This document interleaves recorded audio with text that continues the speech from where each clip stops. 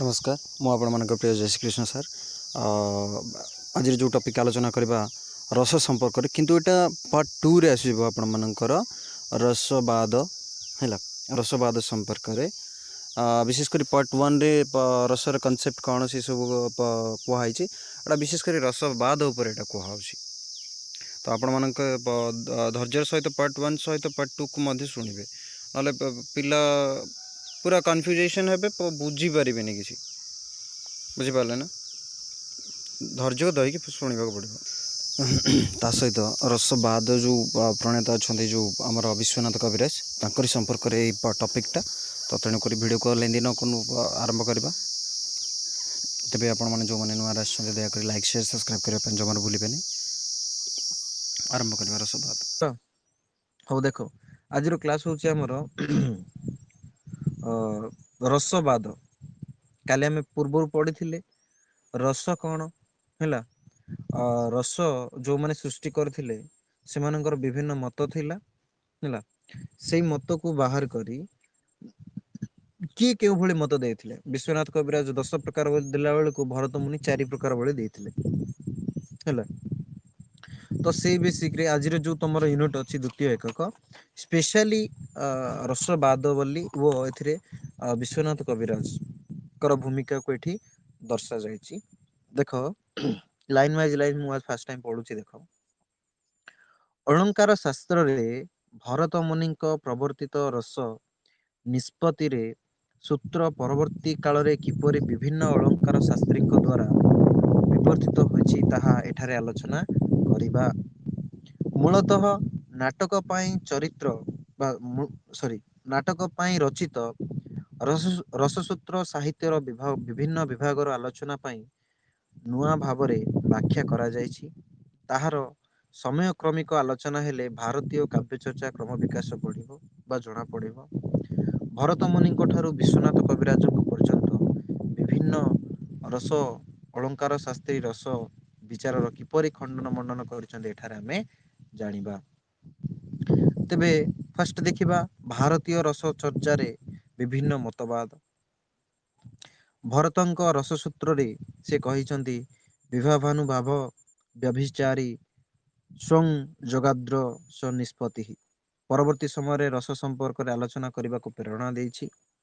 भरत रसर आस्वाद स्रष्टा मूल चरित्र बा पात्रपात्री किंबा सामाजिक काहा द्वारा आस्वादित होता है से संपर्क रे स्पष्ट भाव रे किछि कहि नांती।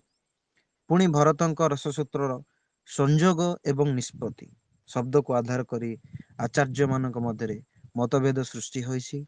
एही मतभेद जन्म नहीं 4टी रसवाद सेगुड़िक है भट्टलଙ୍କ उत्पत्तिवाद शीर्षक कौन श्रीशंकु अनुमतिवाद भट्टनायकर भुक्तिवाद अभिनव गुप्तर अभिव्यक्तिवाद अर्थात जेतबले जो रसवादर प्रणेता भरत मुनि थिले से तांको पुस्तक द्वारा जो कही से विभिन्न प्रकार कौन बाद गुड़ाक सृष्टि होता तांको एग्नेस्ट केते जण थिले तांको सपोर्ट रे केते जण थिले तो से तांको जो बुक्स लिखिथिले सेथिरु संयोग एवं निष्पत्ति नामक 2टी शब्द को आधार करी अन्यान्य रसवाद माने विभिन्न प्रकार मत देइथिले सेथि मध्यरु उत्पत्तिवाद अलगा अनुमितवाद अलगा भुक्तिवाद अलगा आ गोटे रहिला अभिव्यक्तिवाद। फास्ट आमे देखिबा उत्पत्तिवाद कौन है उत्पत्तिवाद कौन भट्टलट्टଙ୍କ थिले जणे मीमांसक तेणु मीमांसा शास्त्र बा वेदांतर अन्य नाम होछि मीमांसी शास्त्र अनुଯାयी से तांका मत प्रतिष्ठा करने को चाहिए जे मूल चरित्र ठारे रस उत्पत्ति होता है। भरतଙ୍କ रससूत्रर संयोग शब्दर संबंध एवं निष्पत्ति शब्दर अर्थ उत्पत्ति बोली कहिଛନ୍ତି अर्थात भट्टलट्टଙ୍କ मतरे कौन रस कहले ना ये हूँ गोटे प्रकार कौन जो ठारे मूल चरित्र मेन क्यारेक्टर जो रही जो ना मेन होठू ही रसटी सृष्टि होइथिबो किंतु ताकू जी अनुकरण करिथिबो ता पाखरे से रस ସୃଷ୍ଟି ହୋଇନଥିବ ବୋଲି ଏଇଟା ଭଟ୍ଟ ଲଲଟଙ୍କ ମତ। ତାପରେ ସେ ପୁଣି କଣ କହିଛନ୍ତି, ଭରତଙ୍କ ରସସୂତ୍ରର ସଂଯୋଗ ଶବ୍ଦର ସମ୍ବନ୍ଧ ଅର୍ଥ ଏବଂ ନିଷ୍ପତ୍ତି ଶବ୍ଦର ଉତ୍ପତ୍ତି ବୋଲି ସେ କହିଛନ୍ତି। ଯୋଉ ଭରତଙ୍କର ରହିଥିଲା ସଂଯୋଗ ଏବଂ ନିଷ୍ପତ୍ତି, ତାର ଅର୍ଥ ମଧ୍ୟ ଆକ୍ଷରିକ ଅର୍ଥ ମଧ୍ୟ ସେ ବାହାର କରିଛନ୍ତି। ସଂଯୋଗ ଶବ୍ଦର ଅର୍ଥ ହଉଛି ସମ୍ବନ୍ଧ ଏବଂ ଉତ୍ପତ୍ତି ଶବ୍ଦର ବା ନିଷ୍ପତ୍ତି ଶବ୍ଦର ହଉଛି ଉତ୍ପତ୍ତି ବୋଲି ସେ କହିଥିଲେ। ରସର ଉତ୍ପାଦନ ନିମିତ୍ତ କୌଣସି କାବ୍ୟ ବା ନାଟକର ମୁଖ୍ୟ ଚରିତ୍ର ମୁଖ୍ୟତଃ ଦାୟୀ। ଅର୍ଥାତ୍ ଦୁଷ୍ମନ୍ତ ଏବଂ ଶକୁନ୍ତଳା ନାଟକ, ରାମ ବା ସୀତା ଆଧାରିତ ନାଟକରେ ସେଇମାନେ ହିଁ ରସର ଉତ୍ପାଦକ ଭୂମିକା ଗ୍ରହଣ କରିଥାନ୍ତି। ପୁଣି ଭଟ୍ଟ ଲଲଟଙ୍କ ମତରେ କଣ ବୋଲି କୁହାଯାଏ ନା, ରସ କାହା ପାଖରେ ନିଷ୍ପନ୍ନ ହୋଇଥାଏ ନା ଏଇ ଦୁଇ ଜଣଙ୍କ ପାଖରେ, ଯୋଉମାନେ ମୁଖ୍ୟ ଚରିତ୍ର, ଯୋଉମାନେ ଆମେ କହିପାରିବା ଗୋଟେ କାବ୍ୟର ନାୟିକା ଏବଂ ନାୟିକା କହିପାରିବା ଆମେ, ହେଲା। ଏଇ ଦୁଇ ଜଣଙ୍କ ପାଖରେ ହିଁ ରସଟି ଉତ୍ପନ୍ନ ହୋଇଥାଏ। ଏମାନେ ହେଉଛନ୍ତି ବିଭାବ ବା ଆଲମ୍ବନ ବିଭାବ, ତପୋବନ, ଉଦ୍ୟାନ, ନିର୍ଜନ ସ୍ଥାନ ଇତ୍ୟାଦି ରସକୁ ଉଦ୍ଦୀପ୍ତ ବୋଲି କହିଥାନ୍ତି। କାଲି ଯୋଉଟା ମୁଁ କହିଥିଲି, କରୁଣ ରସ, ଶାନ୍ତ ରସ, ରୌଦ୍ରୀ ରସ ଆଉ ଆମର ରହିଲା ଶୃଙ୍ଗାରୀ ରସରେ ଚାରିଟା ଜିନିଷ ପ୍ରାୟ ଦେଖିବାକୁ ମିଳିଥାଏ। ସଞ୍ଚାରୀ ଭାବ, ଉଦ୍ଦୀପନା, ହେଲା, ଆଲମ୍ବନ, ବିଭାବ, ଅନୁଭାବ, ଯୋଉ ଚାରିଟା ଜିନିଷ ରହିଥାଏ, ସେଇଭଳି ଉତ୍ପତ୍ତିବାଦରେ ମଧ୍ୟ ଯୋଉମାନେ ରହିଲେ କ୍ୟାରେକ୍ଟର, ନାୟକ ଏବଂ ନାୟିକା, ଏମାନେ ହେଉଛନ୍ତି ବିଭାବ। ସେଇଭଳି ସେଇ ଯୋଉ ନାୟକ ନାୟିକା ଯୋଉଠାରେ ସେମାନଙ୍କର ମିଳନର ବା କଣ ସ୍ଥାନ ହେଇଥାଏ କିମ୍ବା ବିଚ୍ଛେଦର ସ୍ଥାନ ହେଇଥାଏ ବା ଯାହାବି ଗୋଟେ ନିର୍ଜନ ସ୍ଥାନ ଯାହାବି କିଛି ହେଲା, ସେଇ ଏରିଆ ଗୁଡିକୁ ଆମେ କଣ ବୋଲି କହୁ ନା ଉଦ୍ଦୀପନା ବୋଲି କହୁ ବା ଉଦ୍ଦୀପନା ବିଭାବ ବୋଲି କହୁ। ଏହି ଦୃଷ୍ଟିରୁ ସ୍ଥାୟୀ ଭାବ ସହିତ ବିଭାବର ସଂଯୋଗ ହେଉଛି ଉତ୍ପାଦ୍ୟ ଉତ୍ପାଦକ, ସେ ହଉଛି ସମ୍ବନ୍ଧ, ହେଲା। ଏହି ଦୃଷ୍ଟିରୁ ସ୍ଥାୟୀ ଭାବ କହିଲେ ଭାବ ସହିତ ବିଭାବର ସଂଯୋଗ ହେଉଛି ଉତ୍ପାଦ୍ୟ ଏବଂ ଉତ୍ପାଦକ। ଅର୍ଥାତ୍ ଯେମିତି ଯେତେବେଳେ ଆମେ ଗୋଟେ କୃଷିଟିଏ କରିବା, କୃଷି କଲେ ସେଥିରେ ବା ଯେକୌଣସି ଚାଷଟିଏ କରିବା, ସେଥିରେ ଆମେ କଣ ପାଣି ଦେବାକୁ ପଡିବ, ସାର ଦେବାକୁ ପଡିବ, ହେଲେ ଯାଇକି ଗୋଟେ ବୀଜଟା କଣ ହବ, ଗଛ ସଦୃଶ ହବ, ତାପରେ ସେ ବିଭିନ୍ନ ପ୍ରକାର ଫଳ ଫୁଟିବ। ତ ସେଇଭଳି ଯେତେବେଳେ ଗୋଟେ ନାୟିକା ଏବଂ ନାୟକ ଏବଂ ନାୟିକାଙ୍କର ମିଳନ ହୁଏ, ସେଇ ସମୟରେ ସେମାନଙ୍କୁ ଉଦାହରଣ ସ୍ୱରୂପ କଣ ବୋଲି କୁହାଯାଇଛି, ଜଣେ ଉତ୍ପାଦ୍ୟ ହେଲେ ଜଣେ ଉତ୍ପାଦକ ବୋଲି ସେ କହିଛନ୍ତି। ଅନୁଭବ ହେଉଛି ଏମାନଙ୍କର ଆଲମ୍ବନ, ବିବେଚାର, ବାଚିକ କିମ୍ବା ଶାରୀରିକ ପ୍ରତିକ୍ରିୟା। ଅର୍ଥାତ୍ ଅନୁଭବ କହିଲେ କଣ, ସେମାନଙ୍କର ଯୋଉ ଶରୀର, ଯୋଉ ଦେହଟା ରହିଛି ଆମର, ସେ ଦେହ ଯାହାବି ଆକ୍ସନ କରେ, ଯାହାବି ଚାହେଁ, ଯାହାବି କରିବାକୁ ଇଚ୍ଛା କରେ, ସେଗୁଡିକ ହଉଛି ସେମାନଙ୍କର କଣ ଆଲମ୍ବନ ବିଭାବ। ଏହି ଅନୁଭବ ରସକୁ ପ୍ରତିକି ଯୋଗୀ କରାଇଥାଏ। ସେଥିପାଇଁ ସ୍ଥାୟୀ ଭାବ ସହିତ ଅନୁଭବର ସଂଯୋଗ ହେଉଛି ଗମ୍ୟ ବା ଗମକ। ଆଉ ଯେତେବେଳେ ସ୍ଥାୟୀ ଭାବ ସହିତ ଅନୁଭବର ସଂଯୋଗ ହୋଇଥାଏ, ସେଇ ସମୟରେ କଣ ହୁଏ ବା ତାକୁ କଣ ବୋଲି କୁହାଯାଏ, ଗମ୍ୟ ଏବଂ ଗମକ ବୋଲି କୁହାଯାଇଥାଏ। ପୁଣି ବିଶ୍ୱନାଥ କବିରାଜଙ୍କ ମତରେ ଏହାର ସଂଖ୍ୟା ହେଉଛି 33। ରସର ପରିପୋଷକ, ସେଥିପାଇଁ ସ୍ଥାୟୀ ଭାବ ସହିତ ବ୍ୟଭିଚାରୀ ଭାବର ସଂଯୋଗ ହେଉଛି ପୋଷ୍ୟ ଏବଂ ପୋଷକ। ସେ ବିଭିନ୍ନ ପ୍ରକାର ନାମକରଣ ଦେଇଛନ୍ତି।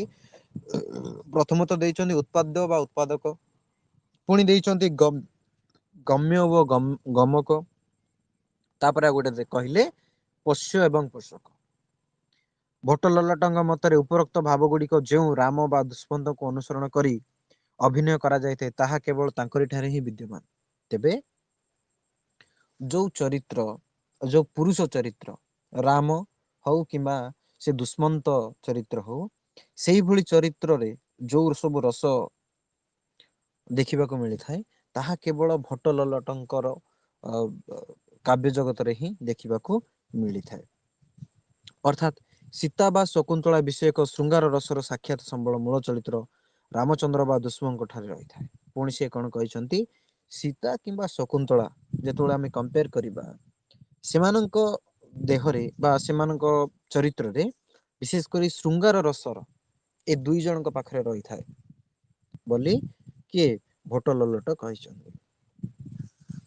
ଅଭିନେତା ଓ ଅଭିନେତ୍ରୀ ନିଜ କୁଶଳ ଅଭିନୟ ଏବଂ ଅନୁରୂପ ପୋଷକ ପରିଚ୍ଛେଦ ଆବୃତ ହୋଇ ସାମାଜିକ ସମ୍ମୁଖରେ କୃତ୍ରିମ ଉଦ୍ଦୀପନ ସହିତ ଉପସ୍ଥିତ ହୁଅନ୍ତି, ଯଦ୍ୱାରା ଯଥାର୍ଥରେ ମୂଳ ଚରିତ୍ର ବିଦ୍ୟମାନ ନଥିଲେ ମଧ୍ୟ ଦର୍ଶକ ବା ସାମାଜିକ ସେମାନଙ୍କୁ ମୂଳ ଚରିତ୍ର ଭାବେ ଗ୍ରହଣ କରିନେଇଥିବାରୁ ରସ ଉପଭୋଗ କରିବାକୁ ସମର୍ଥ ହୋଇଥାନ୍ତି। ପୁଣି ସେ କଣ କହିଲେ, ଅଭିନେତା ବା ଅଭିନେତ୍ରୀ ନିଜ କୌଶଳ ଅଭିନୟ ଏବଂ ଅନୁରୂପ ପୋଷାକ ପରିଚ୍ଛଦ ଆବୃତ୍ତି ହୋଇ ସାମାଜିକ ସମ୍ମୁଖରେ କୃତ୍ରିମ ଉଦ୍ଦୀପନ ସହିତ ଉପସ୍ଥିତ ହୁଅନ୍ତି। ହେଲେ ଦେଖ ମୁଁ ଏଇଟା ତମ ଲେବୁଲରୁ ଯାଇ ମାନେ ମୁଁ ଭାବୁଛି ଲାଇନ ବାଇଜ ଲାଇନ ପଢେଇବି କିନ୍ତୁ ମୁଁ ପାରୁନିରେ, ମୁଁ ପାରୁନି। ବାକି ମୁଁ ଚେଷ୍ଟା କରୁଛି ହେଲା। ଏଇଠି କଣ କହୁଛନ୍ତି ସେ ଦେଖ ବୁଝ। ଭଟ ଲଲଟ ଯେତେବେଳେ ଯୋଉ ଚରିତ୍ର ବା ଯୋଉ କୌଣସି ବିଷୟ ରଚନା କରିଛନ୍ତି ସେଥିରେ ତ ପୁରୁଷ ମାନଙ୍କର ଷ୍ଟୋରି ଟିକେ ଅଲଗା ଥାଏ ବା ପୁରୁଷ ମାନଙ୍କ ଚରିତ୍ର ଟିକେ ଅଲଗା ରହିଥାଏ। ନାରୀ ମାନଙ୍କର ଚରିତ୍ରକୁ ସେ ଅଲଗା ଆକ୍ଷେପ ଦେଇଛନ୍ତି। କିନ୍ତୁ ସେ ଆଉ ଗୋଟେ କଥା କଣ କହିଛନ୍ତି, ଯେତେବେଳେ ଆମେ ଉଦ୍ଦୀପନାର କଥା ଚିନ୍ତା କରିବା ହେଲା, ତ ଧରିନିଅ ରାମ ଚରିତ୍ର ଯିଏ କରିବ ହେଲା, ରାମ ଚରିତ୍ର ଯିଏ ବି କରିବ ସୀତା ଚରିତ୍ର ଯିଏ ବି କରିବ, ଅର୍ଥାତ୍ ଗୋଟେ କାହାଣୀ ଲେଖି ଦଉଛେ କିନ୍ତୁ ଲେଖିଦେଲା ପରେ ସେ କାହାଣୀକୁ ଏଜ ଇଟ୍ ଇଜ ଆମେ ଯୋଉ ପୋଟ୍ରେ କରୁଛେ ବା ଅଭିନୟ କରୁଛେ ସେଇଭଳି ବେଶ ପୋଷାକ ପିନ୍ଧିଥିଲେ ସେମାନେ ବୋଲି ଆମେ ଯୋଉ ଭାବିକି ଯୋଉ ବେଶ ପୋଷାକ କରୁଛେ, ଦେଖ ତମ ଗାଁ ଗହଳିରେ ଗୋଟେ ଗୋଟେ ସ୍ଥାନରେ କଣ ହବ, ଗୋଟେ ନାଟକ ପରିଦର୍ଶନ ହଉଥିବ, ଯୋଉ ନାଟକ ପରିବେଷଣ ହଉଥିବ ବା ଯାତ୍ରା ଗୁଡିକ ଆମେ ଯୋଉ କହୁଛେ ଅପେରା ଗୁଡିକ ଦେଖୁଥିବ ତୁମେ ମଧ୍ୟ କଣ ଯୋଉ ମୁଁ ପୌରାଣିକ କଥା କହୁଛି ନଟ ଫିଲ୍ମ କଥା କହୁଛି ହେଲା।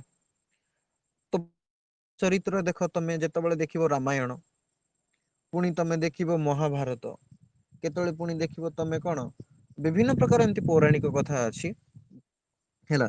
ଯଦି ତମେ ଏକ୍ଜାମ୍ପଲ ଯଦି ରାମାୟଣ କଥା ଯେତେବେଳେ ଦେଖିବ, ରାମାୟଣ ଯେତେବେଳେ ଆମେ ଯୋଉ ଚରିତ୍ରଟି ଦେଖୁଛେ ସେଇ ସମୟରେ କଣ ରାମ ଭଗବାନ ରୁହନ୍ତି କି? ରାମ ଭଗବାନ କଣ ଆସିଥାନ୍ତି କି? ନାହିଁ ନା। କିନ୍ତୁ ଯୋଉମାନେ ସେଇ ଚରିତ୍ର କଣ ପ୍ଲେ କରିଥାନ୍ତି, ଆମେ ଭାବୁ ସେଇ ରାମ ସେ ହଉଛନ୍ତି ଭଗବାନ। ହଁ ପୁଣି ସେଇ ଯୋଉ ବେଶ ପୋଷାକ ପିନ୍ଧନ୍ତି ତାକୁ ତାଙ୍କ ଉପରେ କଣ ଆମେ ଆକର୍ଷିତ ହେଇଥାଏ, ହଁ ଏଇ ଲୋକଟା ରାମ। କିନ୍ତୁ ସେ ଯେତେବେଳେ ବେଶଟି ଚେଞ୍ଜ କରିଦେଇଥିବ, ସେ ଯେତେବେଳେ ଗେଟଅପ୍ ରୁ ବାହାରି ଆସିଥିବ ସେ ତା ନାଁ କଣ ଥିବ ଅଲଗା, ପୁଣି ସେ ଏସ୍ ଟି ଆମ ଭଳି ରହିଥିବ, କିନ୍ତୁ ସେ ଚରିତ୍ର ଭିତରେ ଯେତେବେଳେ ହଜି ଯାଇଥିବ ହେଲା, ତାକୁ ଆମେ ରାମ ବୋଲି ସ୍ଵୀକାର କରୁ। ତ ତାକୁ କଣ ବୋଲି କୁହାଯାଏ, ସେଇ ଯୋଉ ଚରିତ୍ର ଯୋଉ ସେମାନେ ଯୋଉ କରନ୍ତି ତାକୁ କଣ ବୋଲି କୁହାଯାଏ ନା ଉଦ୍ଦୀପନ ବୋଲି କୁହାଯାଏ।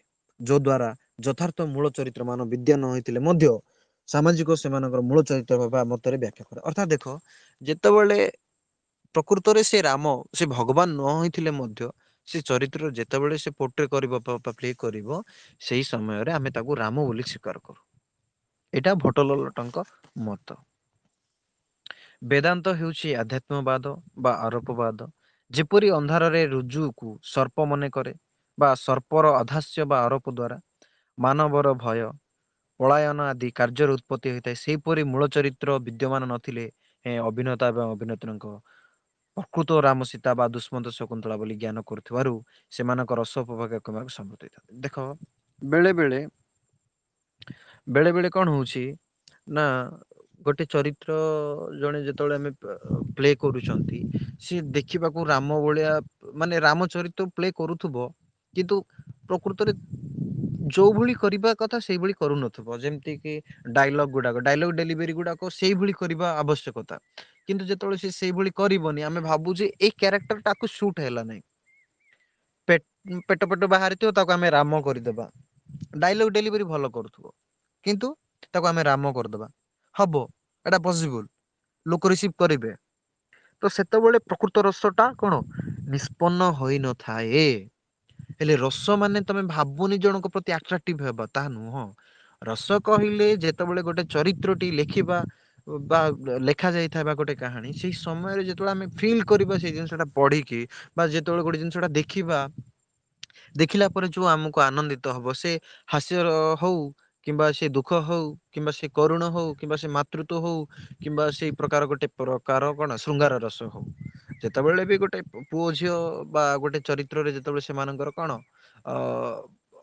ମାନେ ମିଳନର ସମୟ ଆସୁଥିବ ହେଲା, ସେଇ ସମୟରେ ସେଇଭଳି ଆମେ କହିବା ଏଇଟା ଖରାପ, କିନ୍ତୁ କଣ, ଯେହେତୁ ସେଇଭଳି ଅଭିନୟ କରିବାକୁ ପଡିବ, ଯେତେବେଳେ ସେଇ ଅଭିନୟ କରୁଥିବେ ଯୋଉ ଦୁଇ ଜଣ, ସେତେବେଳେ ଯଦି ଆମକୁ ଫିଲ୍ ଆସିଲା ସେଇଭଳି ଫିଲିଙ୍ଗ, ହଁ ଏଇଟା ମାନେ ବେଷ୍ଟ କରିଛନ୍ତି ଏମାନେ, ଆକ୍ଟିଂ କରୁଛନ୍ତି ସିନା ବହୁତ ମାନେ ଏଚଡିଜ କଲେରେ, ମାନେ ନର୍ମାଲି ଯେମିତି ଗୋଟେ ସ୍ୱାମୀ ସ୍ତ୍ରୀ କରନ୍ତି ସେଇଭଳି ଏଚଡିଜ ଅଭିନୟ କଲେ ଯୋଉ ଆମକୁ ଯୋଉ ଫିଲ୍ ହବ, ସେତେବେଳେ ପ୍ରକୃତ ରସ କଣ ବାହାରକୁ ଆସିବ।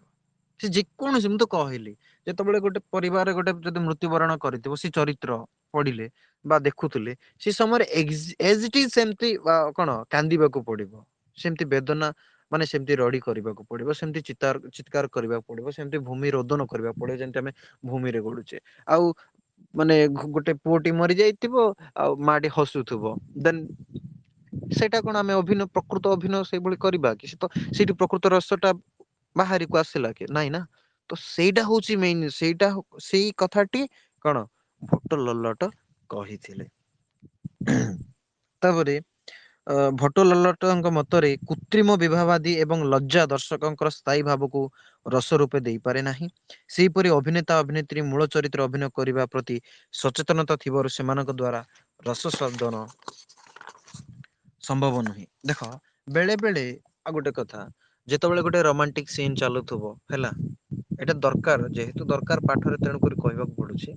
ଯେତେବେଳେ ଗୋଟେ ରୋମାଣ୍ଟିକ ସିନ୍ ଚାଲୁଥିବ, ଗୋଟେ ପୁଅ ଗୋଟେ ଝିଅକୁ କଣ ଚୁମ୍ବନ ଦଉଥିବ, ସେଇ ସମୟରେ ଯଦି ଆମେ ଯଦି ଧରିନ ଆମେ ଅଭିନୟ ଟା ଦେଖୁଛେ, ଗୋଟେ ଯାତ୍ରା ଦେଖୁଛେ, ଏଚଡି ଯଦି ସେଇ ଚରିତ୍ର ଯିଏ ବି ପ୍ଲେ କରୁଛି ସେ ସିନ୍ ଟା, ଯଦି ସିଏ ବି କଣ ଲଜ୍ଜା ହେଇକି ସେ ଯଦି ପ୍ଲେ କରିବନି, ଏକ। ଦ୍ଵିତୀୟ କଥା, ଯଦି ସେମାନେ ବି କରୁଛନ୍ତି ସେଇଭଳି ଚରିତ୍ର ଯେତେବେଳେ କରାହଉଛି, ଯଦି ଯୋଉ ଲୋକମାନେ ଦେଖୁଛନ୍ତି ସେମାନେ ଯଦି ମୁହଁ ବି ଲୁଚେଇ ଦେବେ, ଦେନ୍ ପ୍ରକୃତ ରସ ସେଇଠୁ ବାହାରିବ ନାହିଁ। ହେଲା, ବାସ୍ତବ ରସ ସେଇଠୁ ବାହାରିବ ନାହିଁ। ସେଇଭଳି କଥାଟା ସେ କହିଛନ୍ତି। ପୁଣି ରଙ୍ଗମଞ୍ଚରେ ଯେଉଁ ଉଦ୍ଦୀପନା ବିଭାବ ସୃଷ୍ଟି କରାଯାଇଥାଏ, ତାହା ହଉଛି ଅବାସ୍ତବ। ତେବେ ପ୍ରକୃତରେ ଯେତେବେଳେ ଯୋଉ ଚରିତ୍ର ବି ଦେଖିବାକୁ ଆମେ ମିଳିଥାଉ ବା ଲେଖିଥାଉ ବା ଅଭିନୟ କରୁ, ସେଇଟା କଣ ବାସ୍ତବିକ ସତ କି? ନାହିଁ, କିଛି କିଛି ମିକ୍ସିଂ ବି ଥାଏ। ପ୍ରକୃତ ଉଦ୍ଦୀପନା ବିଭାବ ଅଭାବରୁ ନଟନଟି ବା ସାମାଜିକ ଠାରେ ରସ ନିଷ୍ପନ୍ନ ହୋଇନଥାଏ। ମୂଳ ଚରିତ୍ର ଠାରେ ପ୍ରକୃତ ରସ ଉତ୍ପତ୍ତି ହୋଇଥାଏ ଏବଂ ସେମାନେ ରସର ପ୍ରକୃତ ଉପଭୋକ୍ତା ବା ଆସ୍ୱାଦନକାରୀ। ତେଣୁ କରି ସେଇଥିପାଇଁ କଣ, ସେଥିପାଇଁ ଭଟ ଲଲଟ କଣ କହିଲେ ମୂଳରୁ? ସେ କହିଲେ ଯେ ପ୍ରକୃତ ଚରିତ ହେଲା, ପ୍ରକୃତ ଚରିତ୍ର କ୍ଷେତ୍ରରେ ହିଁ କଣ ରସ ନିଷ୍ପାଦିତ ହୋଇଥାଏ। ସେଇଥିପାଇଁ କହିଲେ, କାହିଁକି? ଯେତେବେଳେ ଆମେ କଣ, ଆମେ ଗୋଟେ ଚରିତ୍ରରେ ଅଭିନୟ କରୁଛେ, ହେଲା, ଗୋଟେ ଚରିତ୍ରରେ ଅଭିନୟ କରୁଛେ ଯୋଉଠାରେ କି ଗୋଟେ ଆଲିଙ୍ଗନ ସିନ୍ ଆସିଲା, କିମ୍ବା ଗୋଟେ ଚୁମ୍ବନ ସିନ୍ ଆସିଲା, କିମ୍ବା କିଛି ଆଉ ଗୋଟେ ମାନେ କହିପାରିବା ନେକ୍ସଟ ଷ୍ଟେପ ର କିଛି ସିନ୍ ଆସିଲା, ଯଦି ଆମେ ତାକୁ କରିପାରିବାନି, ଯଦି ବି ଆମେ କରିଲେ ଏଜ ଇଟ ଇଜ ଆମେ କରିପାରିବାନି, ହେଲା, ଏଜ ଇଟ ଇଜ ଯଦି ଆମେ କରିପାରିବାନି, କିମ୍ବା ଯଦି ଆମେ କରୁଛେ ଦର୍ଶକ ତାକୁ ଯଦି କଣ ଦେଖି ପାରିଲେ ନାହିଁ, ମାନେ ସେମାନେ ଚାହିଁଲେନି ଦେଖିବାକୁ, ଏ ଖରାପ ଜିନିଷ ଟା, ତ ସେଇଠି ପ୍ରକୃତ ରସ ନିଷ୍ପନ୍ନ ହୋଇନଥାଏ। କୋଉଠି ପ୍ରକୃତ ରସ ନିଷ୍ପନ୍ନ ହୋଇଥାଏ? ଯେତେବେଳେ ଏଜ ଇଟ ଇଜ ଯୋଉ ଚରିତ୍ର, ଆମେ କହୁନେ ଯେ ଏଇଟା ପୌରାଣିକ କଥା, ରାମ ସୀତାଙ୍କର ମିଳନ କଥା କୋଉ ବହିରେ ଅଛି କି? ନାହିଁ। ତାମାନେ କଣ ସେମାନଙ୍କର ମିଳନ ନ ହେଇକି ଲବକୁଶ ଜନ୍ମ ହେଇଥିଲେ କି? ଏଇଟା ତ ମାନେ ପ୍ରକୃତିର ନିୟମ। ପଡିଲେ ସେଇ ଚରିତ୍ରଟି ପ୍ରକୃତ ଲୋକ ପାଖରେ ହିଁ ଦେଖା ଯାଇଥାଏ। କିନ୍ତୁ ତମେ ଯେତେ ବି ତମେ କଣ ଆମର ରାମାୟଣ ବି ତମେ ଦେଖ, କେଉଁଠାରେ ବି ସେଇ ଜିନିଷ ଟାକୁ ଦେଖା ଯାଉନଥିବ। ଆଇନ ବିରୁଦ୍ଧ ସେମାନଙ୍କର ମିଳନ, କୌଣସି ତମେ ମାନେ ସିରିଏଲ ଦେଖ କିମ୍ବା କୌଣସି ମୁଭି ଦେଖ, ଯାହାବି ସେମାନଙ୍କୁ ଦେଖା ଯାଉନି, ଦେଖେଇ ନଥିବେ ସେଇ ଜିନିଷ ଟା। ତ ପ୍ରକୃତ ରସ ସେଇଠୁ ବାହାରିବ ନାହିଁ, କୌଣସି ଚଳଚିତ୍ରରେ କିମ୍ବା କୌଣସି ସିରିଏଲ ରୁ। କିନ୍ତୁ ଯେତେବେଳେ ରାମ ସୀତା ଭଗବାନ ଯୋଉ ସମୟରେ ସେମାନଙ୍କର ମିଳନ ହେଇଥିଲା, ସେଇଠୁ ପ୍ରକୃତ ରସ ବାହାରିବ ବୋଲି, ଏଇଟା ମୋ ମତ କହୁନି, ଏଇଟା କଣ ଭଟ ଲଲଟଙ୍କ ମତ, ସେ କହୁଛନ୍ତି ଏଇଭଳି। ଆଇ ଥିଙ୍କ ବୁଝିପାରୁଥିବ। ଭୋଟ ଲଲଟଙ୍କ ଉପରୋକ୍ତ ମତରେ କେତେଟି ତ୍ରୁଟି ପରିଲିଖିତ ହେବାରୁ ତାହା ଗ୍ରହଣୀୟ ହୋଇପାରିଲା ନାହିଁ। ତାଙ୍କର ପ୍ରଥମତଃ ଏକ ମିଥ୍ୟା ଜ୍ଞାନ ଉପରେ ଆଧାରିତ ତଥା ରୁଜୁକୁ ସର୍ପ ମନେ କରିବା ମିଥ୍ୟା ଜ୍ଞାନ ସତର ଆଧାରିତ ହେବା ସମ୍ଭବ ନୁହେଁ। ଦ୍ଵିତୀୟରେ ସେ ଦର୍ଶକ ବା ପାଠକ ଠାରେ ରସର ସ୍ଥିତିକୁ ସ୍ୱୀକାର କରିନାହାନ୍ତି। ଯଦି ସାମାଜିକ ରସ ସାଧନ ନ କରିପାରେ ତେବେ ସେ କାହିଁକି କୌଣସି ନାଟକ ଦେଖିବେ କିମ୍ବା ଉପନ୍ୟାସ ପାଠ କରିବେ। ମୂଳ ଚରିତ୍ର ଅନେକ ଦିନରୁ ମୃତ, ସେମାନଙ୍କ ରସ ବିଭାଗର ଉପବଂଶମ ନୁହେଁ। ତାଙ୍କ ମତବାଦରେ କୌଣସି କାର୍ଯ୍ୟ କାରଣ ସମ୍ବନ୍ଧ ନୁହେଁ ବା ସ୍ପଷ୍ଟ ନୁହେଁ। ସେ ବିବାହବାଦୀକୁ କାରଣ ରସ ଓ କାର୍ଯ୍ୟ ଭାବରେ ଗ୍ରହଣ କରିଛନ୍ତି। ଦେଖ ତେବେ ଆମେ ତ ଏଇଟା ଭୋଟ ଲଲ୍ଲଟଙ୍କ ରସବାଦ କଥା ଆମେ ଆଲୋଚନା କଲେ, କିନ୍ତୁ ଏଥିରେ ମଧ୍ୟ କିଛି ଡିମେରିଟ ଅଛି ଯାହା ଯାହା ଯୋଉଥିପାଇଁ ଆମେ କହିପାରିବା ତିଷ୍ଠି ପାରିଲାନି। ଦେଖ ଗୋଟେ ଜିନିଷ ସମସ୍ତଙ୍କୁ ତ ପସନ୍ଦ ଆସିବ ସେମିତି ନୁହଁ। ଗୋଟେ ରୋମାଣ୍ଟିକ ସିନ୍ ମୁଁ ଯୋଉଟା କହିଲି ରାମ ସୀତାଙ୍କର ମିଳନ ଷ୍ଟୋରି, ସେମାନଙ୍କର ମିଳନ ହେଇଥିଲେ ଲବକୁଶ ତ ଜନ୍ମ ହେବେ ନା, ଏଇଟା ତ ପସିବୁଲ ନାହିଁ। ଏଇଟା ଫ୍ୟାକ୍ଟ କଥା। ଭୋଟ ଲଲ୍ଲଟ କହିବାଟା ଠିକ, କିନ୍ତୁ ତା ମାନେ ନୁହଁ ଯେ ସେଇ ଚରିତ୍ରରେ ସେଇଭଳି ହେଇନଥିବ ହେଲା। ତ ସେଇଭଳି ସିନ୍ କରିବା ମାନେ ଦେଖ ଭଗବାନ ଦେଖ ଯେତେବେଳେ ଆମେ ଜାଣିଛେ ମର୍ଯ୍ୟାଦା ପୁରୁଷ ରାମଚନ୍ଦ୍ର ବୋଲି, ମାତା ସୀତା ବି ସେଇଭଳି ପୁରୁଷ ମାନେ ନାରୀ ସତୀ ବୋଲି ଆମେ ଯେତେବେଳେ ଜାଣିଛେ, ତ ତାଙ୍କ ବିଷୟରେ ଆମେ ସେମିତି ତ ଦେଖେଇ ପାରିବା ନାହିଁ। କୌଣସି ଚରିତ୍ର ଯିଏ ବି ପୋଟ୍ରେ କରୁଛି ବା ଯିଏ ବି ପ୍ଲେ କରୁଛନ୍ତି ସେ କ୍ୟାରେକ୍ଟର ଅଭିନୟ କରିବ, ସେଇଭଳି ତ କରିବେନି ନା। ସେଇଟା ଆଇନ ଅପେକ୍ଷା ଗୋଟେ ବିରୁଦ୍ଧ ବୋଲି ଆମେ ଭାବିବା। ତେଣୁ କରି ଭୋଟ ଲଲ୍ଲଟଙ୍କ ଏଇ କଥାକୁ କେତେ ଲୋକ ଗ୍ରହଣ କରିନଥିଲେ। କାରଣ ପ୍ରକୃତ ଭୋଟ ଲଲ୍ଲଟ କହିବାଟା ଠିକ ଯେ ପ୍ରକୃତ ଚରିତ୍ର ପାଖରେ ହିଁ ରସ ଉତ୍ପାଦନ ହୁଏ, ସେଇଟା ଠିକ। କିନ୍ତୁ ତା ବୋଲି ନୁହଁ ଯେ ଆମେ ଭଗବାନଙ୍କ ଚରିତ୍ରକୁ ନେବା ସେଠି ମିଳନର ସ୍ଥଳୀ ଗୋଟେ ଦେବା। ତ ସେଇଟା ଗୋଟେ କିଛି ପରିମାଣରେ ଭୁଲ ବୋଲି କିଛି ଲୋକ ପ୍ରମାଣିତ କରିଥିଲେ। ତେଣୁକରି ସେ ବହୁତ ଦିନ ପର୍ଯ୍ୟନ୍ତ ତିଷ୍ଠି ମଧ୍ୟ ରହିପାରି ନଥିଲା। ତାପରେ ଅନୁମିତବାଦ ଆଉ ଗୋଟେ ନେକ୍ସଟ ଆସିଲା ଅନୁମିତବାଦ, ଯାହାର ପ୍ରବର୍ତ୍ତକ ହେଉଛନ୍ତି ଶ୍ରୀ ଶଙ୍କୁ ହେଲା। ଶ୍ରୀ ଶଙ୍କୁ ଦେଖ ୟାଙ୍କ ମତରେ କଣ ଅଛି। ନ୍ୟାୟ ଶାସ୍ତ୍ରକୁ ଭିତ୍ତି କରି ତାଙ୍କ ମତ ପ୍ରତିଷ୍ଠିତ। ଶ୍ରୀ ଶଙ୍କୁ ଯୋଉ ରହିଲେ ଅନୁମିତବାଦ, ଏଇଟା କୋଉଟା ନା ନ୍ୟାୟ ଶାସ୍ତ୍ରକୁ ଭିତ୍ତି କରି ଏଇଟା ପରିଚାଳିତ। ନ୍ୟାୟଶାସ୍ତ୍ର ମୁଖ୍ୟତଃ ଅନୁମତି ଭିତ୍ତିକ ଶାସ୍ତ୍ର। ଭରତଙ୍କ ନିଷ୍ପତ୍ତି ଶବ୍ଦ ତାଙ୍କ ମତରେ ଅନୁମତି ଏବଂ ସଂଯୋଗର ଅର୍ଥ ଅନୁମାପ୍ୟ ବା ଅନୁମାପକ। ଦେଖ ଏଇ ଯୋଉ ବିଷୟଟି ରହିଲା, ଭରତଙ୍କର ଦୁଇଟା ପଏଣ୍ଟ ସଂଯୋଗ ଏବଂ ନିଷ୍ପତ୍ତି। ଏଇ ଯୋଉ ସଂଯୋଗ ନିଷ୍ପତ୍ତିକୁ କିଏ ଭୋଟ ଲଲ୍ଲଟ କଣ କରିଥିଲେ? ସଂଯୋଗର ଅର୍ଥକୁ ସେ ସମ୍ବନ୍ଧ ବୋଲି କହିଥିଲେ, ଆଉ ନିଷ୍ପତ୍ତିର ଅର୍ଥକୁ ସେ ଉତ୍ପତ୍ତି ବୋଲି କହିଥିଲେ। କିନ୍ତୁ ଶ୍ରୀ ଶଙ୍କୁ କଣ କହିଲେ ନା ନିଷ୍ପତ୍ତିକୁ ସେ ଅନୁମତି ବୋଲି ଏବଂ ସଂଯୋଗକୁ ସେ ଅନୁମାପ୍ୟ ବା ଅନୁମାପକ ବୋଲି କହିଥିଲେ। ଭିନ୍ନ ଭିନ୍ନ ମତ ଆସିଲା ସେ ଦୁଇଟା ଜିନିଷକୁ ନେଇ ହେଲା। ସେ ବିବାହାବାଦୀକୁ ଅନୁମାପକ ଓ ରସକୁ ଅନୁମାପ୍ୟ ଭାବରେ ଗ୍ରହଣ କରିଛନ୍ତି ହେଲା। ଶ୍ରୀ ଶଙ୍କୁ କଣ କହିଲେ, ଯୋଉ ବିବାହ ଭାବ ଯୋଉ ରହିଛି ହେଲା, ସେ ତାକୁ ଅନୁମାପକ ବୋଲି କହିଥିଲେ ଏବଂ ରସ ଯାହା ନିଷ୍ପାଦିତ ହୋଇଥାଏ ତାକୁ ସେ ଅନୁମାପ୍ୟ ବୋଲି କହିଥିଲେ। ତାଙ୍କ ମତ ଅନୁଯାୟୀ ଅଭିନେତା ଓ ଅଭିନେତ୍ରୀଙ୍କ ନିପୁଣ ଅଭିନୟ ଦେଖି ଦର୍ଶକ ପୂର୍ବାଜିତ ଜ୍ଞାନ ତଥା ପୂର୍ବଜନର ବାସନା ବଶବର୍ତ୍ତୀ ହୋଇ ସେଠାରେ ବା ସେମାନଙ୍କ ଠାରେ ରସ ବିଦ୍ୟମାନ ଥିବା ଭଳି ଅନୁମାନ କରେ। ସେ ଭୋଟ ଲଲ୍ଲଟଙ୍କ ପରି ସାମାଜିକ ଠାରେ ନୁହେଁ, ମୂଳ ଚରିତ୍ର ଠାରେ ରସ ସ୍ଥିତି ସ୍ୱୀକାର କରିଥାନ୍ତି। ଅର୍ଥାତ୍ ଶ୍ରୀ ଶଙ୍କୁ ଆସିଲେ କଣ ନା ସେ କହୁଥିଲେ କଣ ନା ସେ ଯେକୌଣସି ପୂର୍ବ ଜନ୍ମ ହଉ ପରଜନ୍ମ ହଉ ସେମିତି କିଛି ମାନେ ନୁହଁ। ମୂଳ ଚରିତ୍ରରେ ହିଁ ରସ ନିଷ୍ପାଦିତ ହବ ତାହା ମାନେ ନୁହଁ। ସେ ଚରିତ୍ର ଯିଏ ବି ପୋଟ୍ରି କରିବ ଭଲ ସେ ଯଦି ମାନେ ତାକୁ ଯଦି ଅଭିନୟ କଲା ଏଜ ଇଟ୍ ଇଜ କହିଲେ ସେଠାରେ ମଧ୍ୟ ରସ ନିଷ୍ପାଦିତ ହୋଇଥାଏ ବୋଲି ଏ କହିଲେ ହେଲା। ଲୌକିକ ଜଗତରେ ଜ୍ଞାନର ଚାରୋଟି ପ୍ରତୀକ ରହିଛି, ଯଥା ସତ୍ୟ ପ୍ରତୀତି, ମିଥ୍ୟା ପ୍ରତୀତି, ସାଦୃଶ୍ୟ ପ୍ରତୀତି ଏବଂ ସଂଶୟ ପ୍ରତୀତି। ଦୁଷ୍ମନ୍ତଙ୍କ ଭୂମିକା ଅଭିନୟ କରୁଥିବାର ନିପୁଣ କଳାକାରକୁ ଦେଖି ସାମାଜିକ ଚାରୋଟି ସମ୍ଭାବନା କରିଥାଏ, ଯଥା ଏ ହେଉଛି ଦୁଷ୍ମନ୍ତ ସତ୍ୟ ପ୍ରତୀତ ଏଠି ହବ। ଏ ହଉଛି ଏ ଦୁଷ୍ମନ୍ତ ନୁହନ୍ତି ମିଥ୍ୟା ପ୍ରତୀତ। ଏ ଦୁଷ୍ମନ୍ତ ସଦୃଶ୍ୟ ସାଦୃଶ୍ୟ ପ୍ରତୀତ ଏବଂ ଏ ଦୁଷ୍ମନ୍ତ କି ନୁହେଁ ସଂଶୟ ପ୍ରତିଶ ବା ପ୍ରତୀତ। ଦେଖ, ଅନୁମିତ ବାଦରେ ଶ୍ରୀ ଶଙ୍କୁ କଣ କହିଲେ ନା ତମକୁ ସେ କହିଲେ ଯାହା ବି ରସ ବା ନିଷ୍ପାସିତ ହୋଇଥାଏ ବା ସେଇ ଯୋଉ ରସକୁ ଯୋଉଟା ଯୋଉ ଭରତ ମୁନିଙ୍କ ରହିଛି ସଂଯୋଗ ଏବଂ ଆଉ ଗୋଟେ କଣ ନିଷ୍ପତ୍ତି, ଏଇ ଦିଟା ଜିନିଷର ସେ ଭିନ୍ନ ଭିନ୍ନ ଅର୍ଥ ବାହାର କରିଥିଲେ। ଗୋଟେ ବାହାର କଲେ ଅନୁମତି, ଆଉ ଗୋଟେ ରହିଲା ତମର ଅନୁମାପକ। ତେବେ ସେମ ଚରିତ୍ରକୁ ରିପିଟ କୁ ଯିବା ମାନେ ଦେଖ, ମୁଁ କହିଲି ରାମଚନ୍ଦ୍ରଙ୍କର କଥା, ଦୁଷ୍ମନ୍ତଙ୍କର କଥା ହେଲା, ଶକୁନ୍ତଳଙ୍କ ମାନେ ଶକୁନ୍ତଳାଙ୍କ କଥା, ପୁଣି ସୀତାଙ୍କ କଥା, ସେମ ସେମ ଜିନିଷ ହିଁ ଏଠାରେ ବୁଝିବା ପାଇଁ ତମକୁ କୁହାହେଇଛି। ଏଠାରେ ଦେଖ, ସେଠାରେ ଦୁଷ୍ମନ୍ତ କହିଲେ ଅଲଗା ଥିଲା, ସେଠାରେ ଦୁଷ୍ମନ୍ତ କହିଲେ ଅଲଗା ଥିଲା, କିନ୍ତୁ ଏଠାରେ ଦୁଷ୍ମନ୍ତ କହିଲେ କଣ ଚାରୋଟି ଜିନିଷ ଏଠାରେ ସୃଷ୍ଟି ହୋଇଥାଏ। କାହାର? ଶ୍ରୀ ଶଙ୍କୁଙ୍କ ମତରେ ଯାହା ହଉଛି ସତ୍ୟ ପ୍ରତୀତ। ସତ୍ୟ ପ୍ରତୀତ କହିଲେ କଣ? ଯାହା ଅରିଜିନାଲ କଣ ଦୁଷ୍ମନ୍ତ ଥିଲେ, ଏଜ ଇଟ୍ ଇଜ ଯୋଉମାନେ ଅଭିନୟ କଲେ ସେ ହଉଛି ସତ୍ୟ ପ୍ରତୀତ।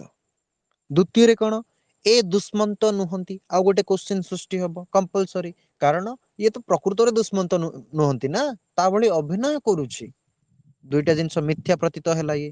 ପୁଣି ତୃତୀୟରେ କଣ, ଏ ଦୁଷ୍ମନ୍ତ ସଦୃଶ୍ୟ, ଇଏ ଦେଖିବାକୁ ତା ଭଳି, ତ ସିଏ ହେଲା ସାଦୃଶ୍ୟ ପ୍ରତୀତ।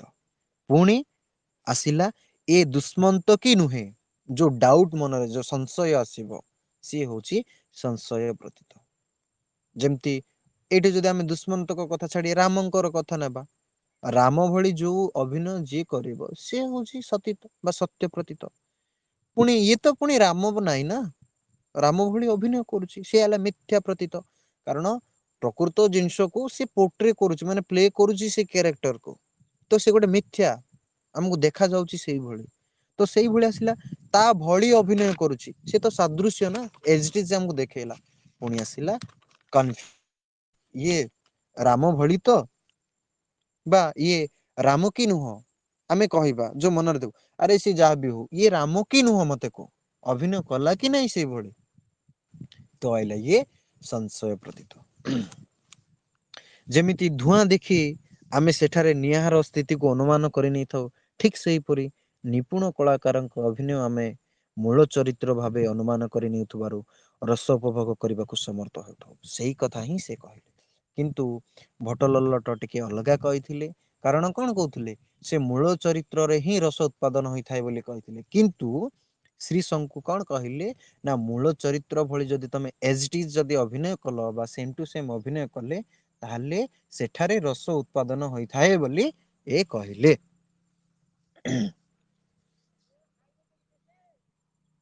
ତାପରେ କୋଉଠି ରହିଗଲା, ପୁଣି ସେ ଗୋଟେ ଉଦାହରଣ ଦେଲେ, ଧୂଆଁ ଆମେ ଦେଖିବା ଯେଉଁଠାରେ ଯଦି ବୃହତ ଆକାରରେ ଧୂଆଁ ବାହାରିଲେ ଆମେ ଜାଣିବା ଯେ ସେଇଠି କଣ ନିଆଁ ଜଳୁଛି। ଆଉ କୋଉ ରେଞ୍ଜ ରେ ନିଆଁ ଜଳୁଛି, ହଁ ଆମେ ଅନୁମାନ କରିବା। ତ ସେଇଭଳି ଗୋଟେ କଳାକାର କୁ ଦେଖିବ, ତମେ ଯାହାବି ମୁଭି ଫୁଭି ଦେଖୁଥିବ, ସିରିଏଲ ଯାହାବି ଦେଖୁଥିବ, ତମେ ଗୋଟେ କିଏ ସେଥିରୁ ବେଷ୍ଟ ଅଭିନୟ କରୁଛି, ବା ତମେ ଯଦି ପୌରାଣିକ ଷ୍ଟୋରି ବି ଦେଖିବ, ଯୋଉମାନେ ରାମ କଥା ହଉ, ସେ ଅର୍ଜୁନଙ୍କ କଥା ହଉ, ସେ ତ ଭୀମଙ୍କ କ୍ୟାରେକ୍ଟର ଯାହା ବି ହଉ, ଯଦି ତମେ ଦେଖୁଥିବ ସେ ସିରିଏଲ ଗୁଡାକ ଯାହାବି କିଛି ମୁଭି ଗଲେ, ତମେ ଜଜ କରିପାରିବ ଯେ ନା ଇଏ କରୁଛି କିନ୍ତୁ ଠିକ ସେ କରିପାରୁନି। ନହେଲେ ପୁଣି କେତେବେଳେ କହିବ ଇ ବହୁତ ଭଲ କରିଛି, ମାନେ ଏଜ ଇଟ୍ ଇଜ ମାନେ same to same role play କରିଛି। ତ ହ୍ୟାଲୋ ସାର୍ ସେଇଭଳି ନମସ୍କାର। ହୁଁ ସାର୍ କୋଉଟା ପଢା ହଉଛି ଟିକେ କହିବେ କି? ମୁଁ ଦ୍ଵିତୀୟ ନମ୍ବର ବ୍ଲକ ଟା ପଢଉଛି, ଦ୍ଵିତୀୟ ୟୁନିଟ ଟା ସରି। କାଲି ଯୋଉଟା ପଢଉଥିଲି ତାର ପରଟା ମୁଁ ପଢଉଛି। ପିଲାମାନଙ୍କୁ ଗୋଟେ ମେସେଜ କରିଦିଅ, ମତେ ମଝିରେ ଏମିତି ପଚାରୁନି, ମୋର ଫ୍ଲୋ ଟା ପଳେଇବ ହେଲା। ହଁ ଗ୍ରୁପରେ ହଁ ମେସେଜ କରିଦିଅ, ମେସେଜ କରିଦେଲେ ସେମାନେ କହିଦେବେ ମୁଁ କୋଉଟା ପଢଉଛି ହେଲା। Okay sir.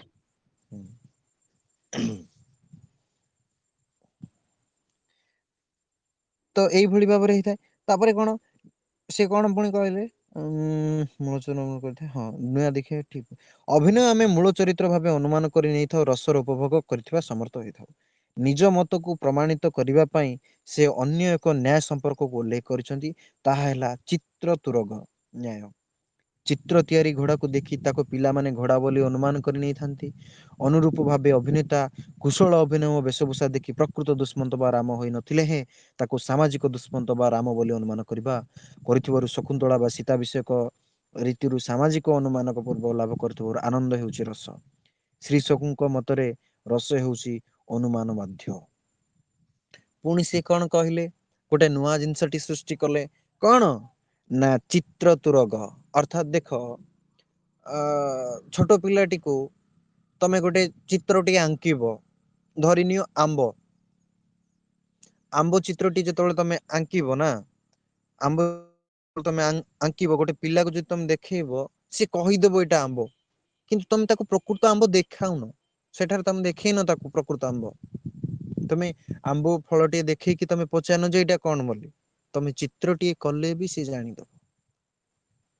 ତ ସେଇଭଳି ଗୋଟେ ଚରିତ୍ର ଯେତେବେଳେ ତମେ କଣ ପ୍ଲେ କରିଥିବ, ତ ସେଇଠୁ ଜଣା ପଡିଯିବ ଯେ ସେ ପ୍ରକୃତ ଚରିତ୍ର ନଥିଲେ ମଧ୍ୟ ବା ସେଠାରେ ସ୍ଵୟଂ ଭଗବାନ ଅଭିନୟ ନ କଲେ ମଧ୍ୟ ସେଇଭଳି ଚରିତ୍ର ଯିଏ ବି ପ୍ଲେ କରିବ ସେ ସେଠାରେ ଭଗବାନ, ବା ସେଇଠୁ ରସ ନିଷ୍ପାଦିତ ହୋଇଥାଏ ବୋଲି ସେ କହିଛନ୍ତି। ତାପରେ ଶ୍ରୀ ଶଙ୍କୁଙ୍କ ମତରେ ପୁଣି ଦେଖ, କିଛି ଏମିତି ନୁହଁ ଯେ ଶ୍ରୀ ଶଙ୍କୁ ଠିକ କହିଛନ୍ତି, ତାଙ୍କ ମତରେ ମଧ୍ୟ କିଛି ତ୍ରୁଟି ରହିଛି। ଦେଖ କଣ, ସେ ମୂଳ ଚରିତ୍ର ଠାରେ ରସକୁ ସ୍ଥିତିକୁ ସ୍ୱୀକାର କରନ୍ତି, କିନ୍ତୁ ବିଭାବାଦୀ ସାମାଜିକ ଅଭିନେତାଙ୍କ ଠାରେ ରସ ଉପସ୍ଥିତ ଅନୁମାନ କରାଇଥାଏ। ଅନୁମାନ ଦ୍ଵାରା ବାସ୍ତବ ଆନନ୍ଦ ସମ୍ଭବ କି? ପ୍ରତ୍ୟକ୍ଷ ପ୍ରମାଣ ଉପରେ ତାଙ୍କ ମତ ପ୍ରତିଷ୍ଠିତ ହୋଇନଥିବାରୁ ଅନୁମାନ ଉପରେ ପ୍ରତିଷ୍ଠା ହୋଇଥିବାରୁ ତାହା ଗ୍ରହଣ ନୁହେଁ। ଅନୁମାନ ଦ୍ଵାରା ଜ୍ଞାନ ଲାଭ ସମ୍ଭବ, ରସ ଉପଭୋଗ ସମ୍ଭବ ନୁହେଁ।